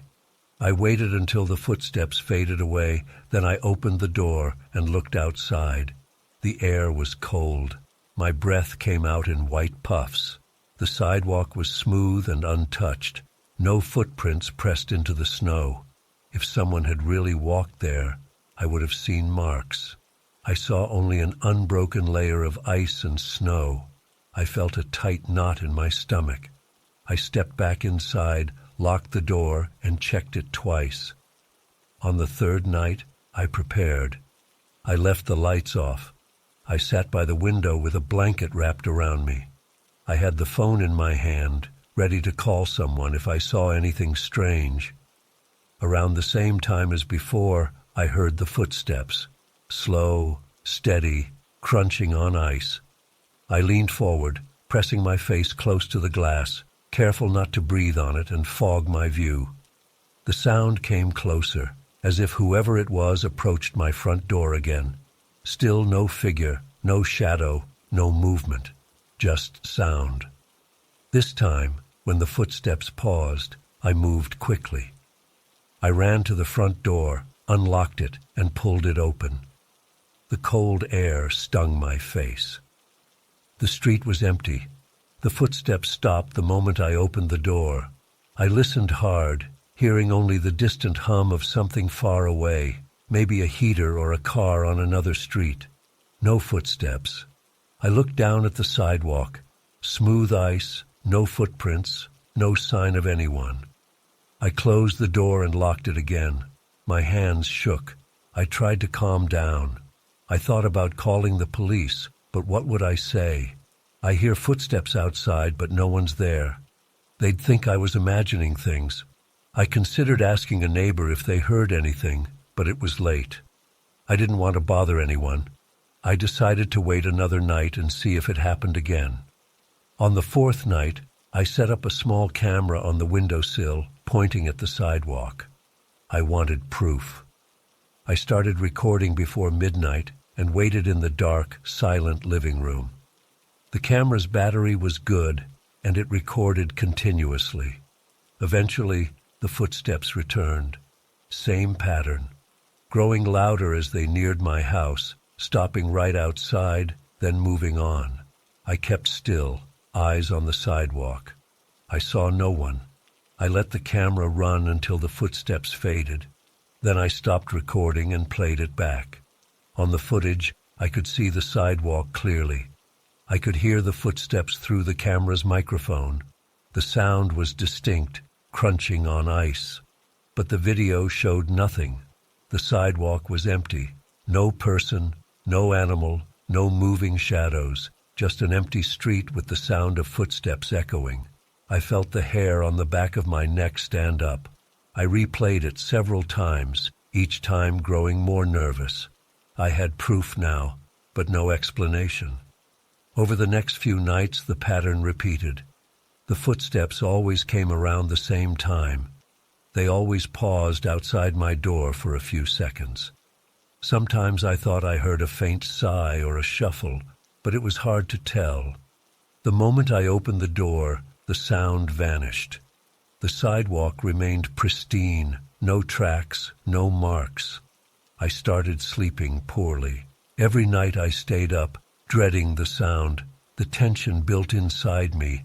My chest felt tight, my hands sweat. I considered leaving the house for a few days, staying in a hotel, just to escape whatever this was. But I felt stuck. It was my home, and I wanted to know what was happening. I tried different methods, leaving the lights on outside, shoveling the sidewalk to see if fresh tracks would appear, even sprinkling a bit of flour on the icy surface to catch footprints. None of it worked. The footsteps still came, but never left a trace. One night, I mustered the courage to call out from the window.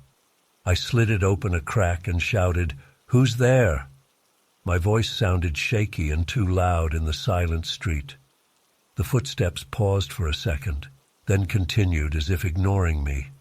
I called again, no response. When I opened the door, of course, nothing was there. I slammed it in frustration, feeling tears prick my eyes. This was messing with my head. I felt watched, even though I saw no one. As Christmas approached, the nights felt longer and colder. The footsteps continued every night without fail. I tried to record audio on my phone while standing by the door. I got clear recordings of the crunching steps, but still no visual evidence of a person.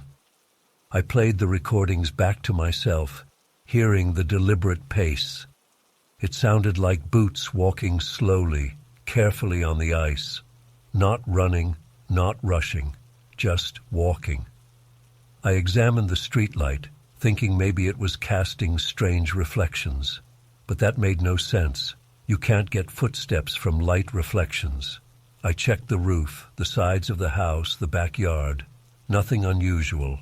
At some point, I gave up trying to find a reason. I focused on my reactions. My heart raced every time I heard those steps. My chest felt heavy. I clenched my fists. I wanted it to stop. I started going to bed early, turning music on to drown out the sound, but I could still hear it faintly through the music. When it paused outside my door, I held my breath, waiting for it to move on. One particularly cold night, I snapped. I heard the footsteps approaching and decided I would run outside to catch whoever was there, no matter how scared I felt. I put on boots and a coat beforehand. The moment I heard them close, I flung the door open and ran onto the sidewalk. The cold air bit my face. The sidewalk was slippery and empty. I ran down the street looking left and right. No one. The footsteps had sounded so close, as if right next to me, but I saw nothing. I felt like a fool, running around in my pajamas and coat at midnight. I walked back to my house, slipping on the ice, breathing hard. I felt angry and defeated. I locked the door and sat on the floor, rubbing my temples. After that night, I stopped trying to chase it. I let it be. The footsteps continued each night until Christmas Eve. On Christmas Eve, I noticed something different. The footsteps paused longer than usual outside my door. I listened carefully. They stopped for almost a full minute. My heart thudded. I stood near the door, hand on the knob, deciding whether to open it. Finally, I couldn't stand it. I swung the door open. Silence. No one there. The sidewalk empty as always. I closed the door and leaned against it. I felt tears in my eyes, a mix of fear, frustration, and exhaustion. I whispered to myself, "Enough." I went to bed and put pillows over my head, trying to block everything out. I must have slept eventually, because I woke up to Christmas morning light. I rushed to the window. The street was quiet. Snow fell lightly. No footprints, no one outside. I waited that night, expecting the footsteps again. They never came. Over the following nights, the footsteps did not return. The silence outside felt heavy, but at least there were no more unexplained sounds.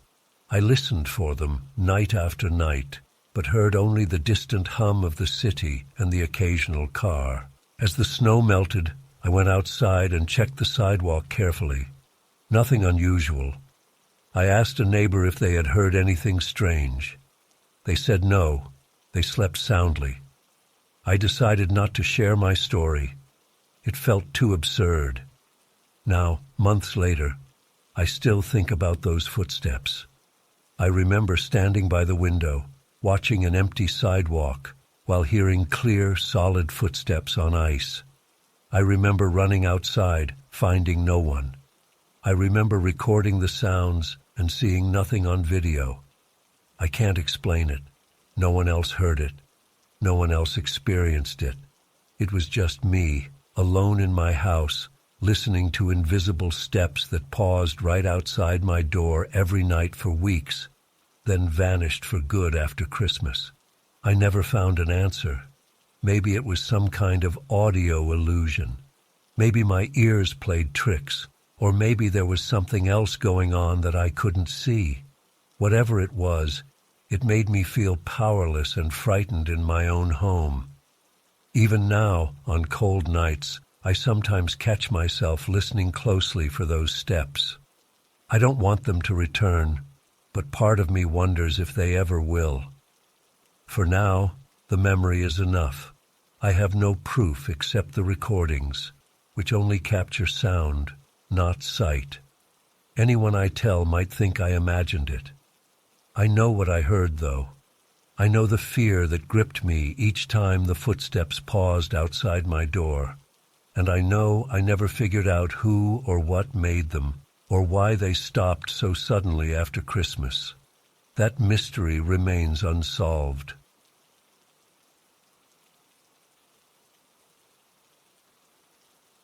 I always place my keys on the small table by the entrance door. It's a habit I never break. I walk in, close the door, and put my keys down. That way, when I leave, I know exactly where they are. It's simple and reliable. But last December, something changed. I remember it clearly. It was early in December. a cold afternoon. I arrived home from the grocery store. My bag was heavy with supplies. I unlocked the door, stepped inside, and placed my keys on the entrance table like always. Then I went to the kitchen, put the groceries away, and sat down to rest. About an hour later, I decided to step out again to check my mailbox. I went to the entrance table for my keys, but they weren't there. I felt a small jolt of annoyance. Maybe I had set them down somewhere else. I checked my coat pockets. Empty. I checked the kitchen counter, the living room coffee table, under the grocery bags I had used. Nothing. My heart rate picked up slightly. I remembered placing them on the table. I always do. I checked under the table, behind it, on the floor. Nothing. I started to feel confused. I took a deep breath and searched the entire hallway area carefully. After 10 minutes, I found the keys on the windowsill in the living room. I never put them there. I don't even open that window often. It made no sense. I picked them up, feeling a strange tension in my chest. I told myself I must have carried them absent-mindedly and forgotten. It was the only explanation that made sense. Still, I felt uneasy. The next day, I came home from work and placed my keys on the entrance table again, more deliberately this time.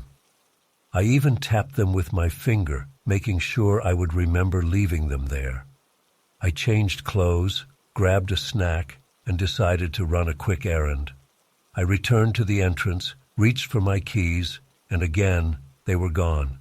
This time, I didn't panic. I methodically searched the living room first, remembering how I found them last time. Not there. I checked the kitchen. Nothing. The bedroom. Nothing. After a long search, I found them inside a wool Christmas stocking that hung on the fireplace mantel. The stocking was empty before I was sure of it.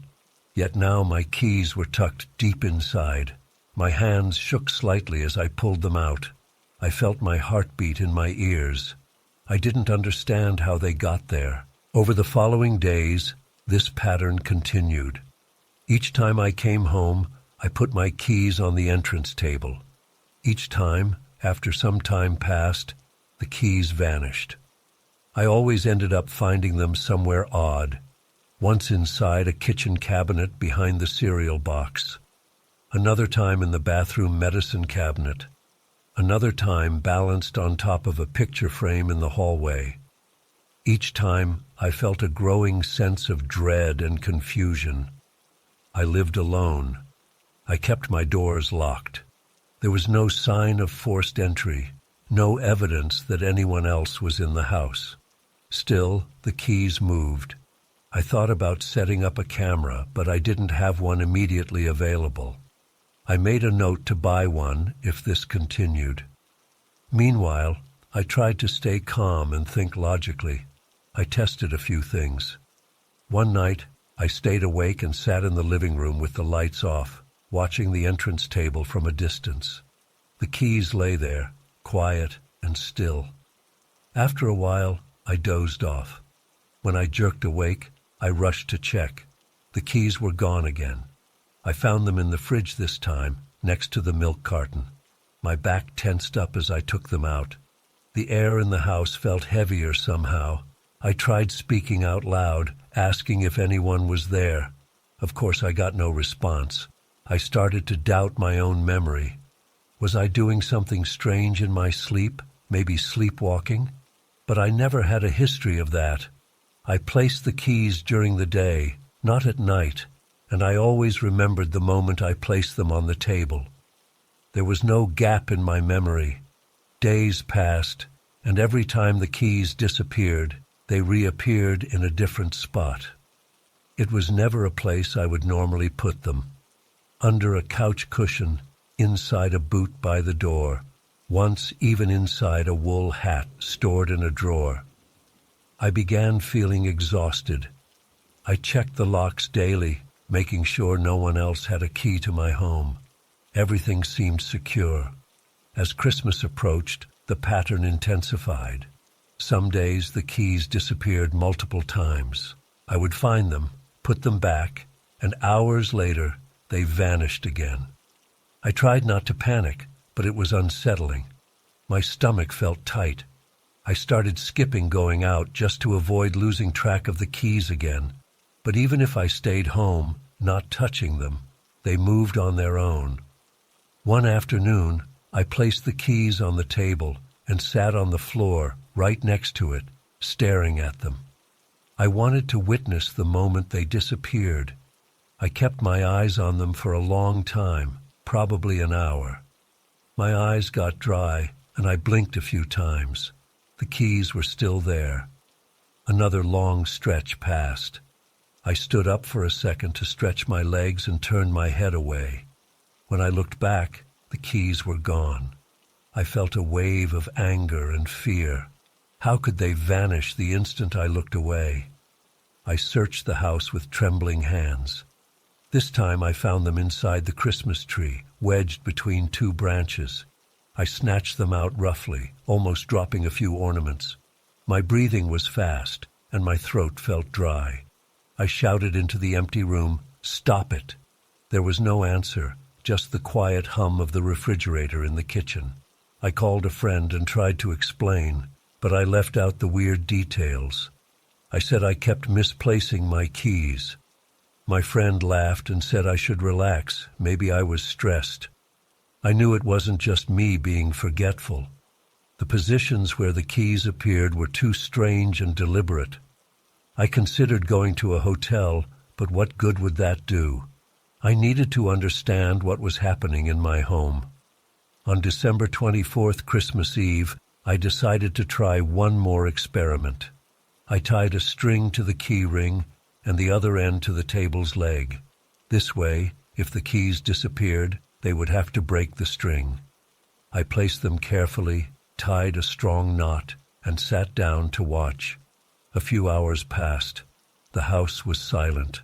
I felt the tension in my shoulders. Eventually, I got tired and went to the kitchen for water. When I returned, the string lay neatly on the table, cut cleanly, and the keys were gone again. I found them a few minutes later inside the pantry, tucked behind a bag of sugar. The string was still attached to the ring, cut with a smooth, precise line. My hands shook as I held the keys. I knew I hadn't done this. Something else was involved.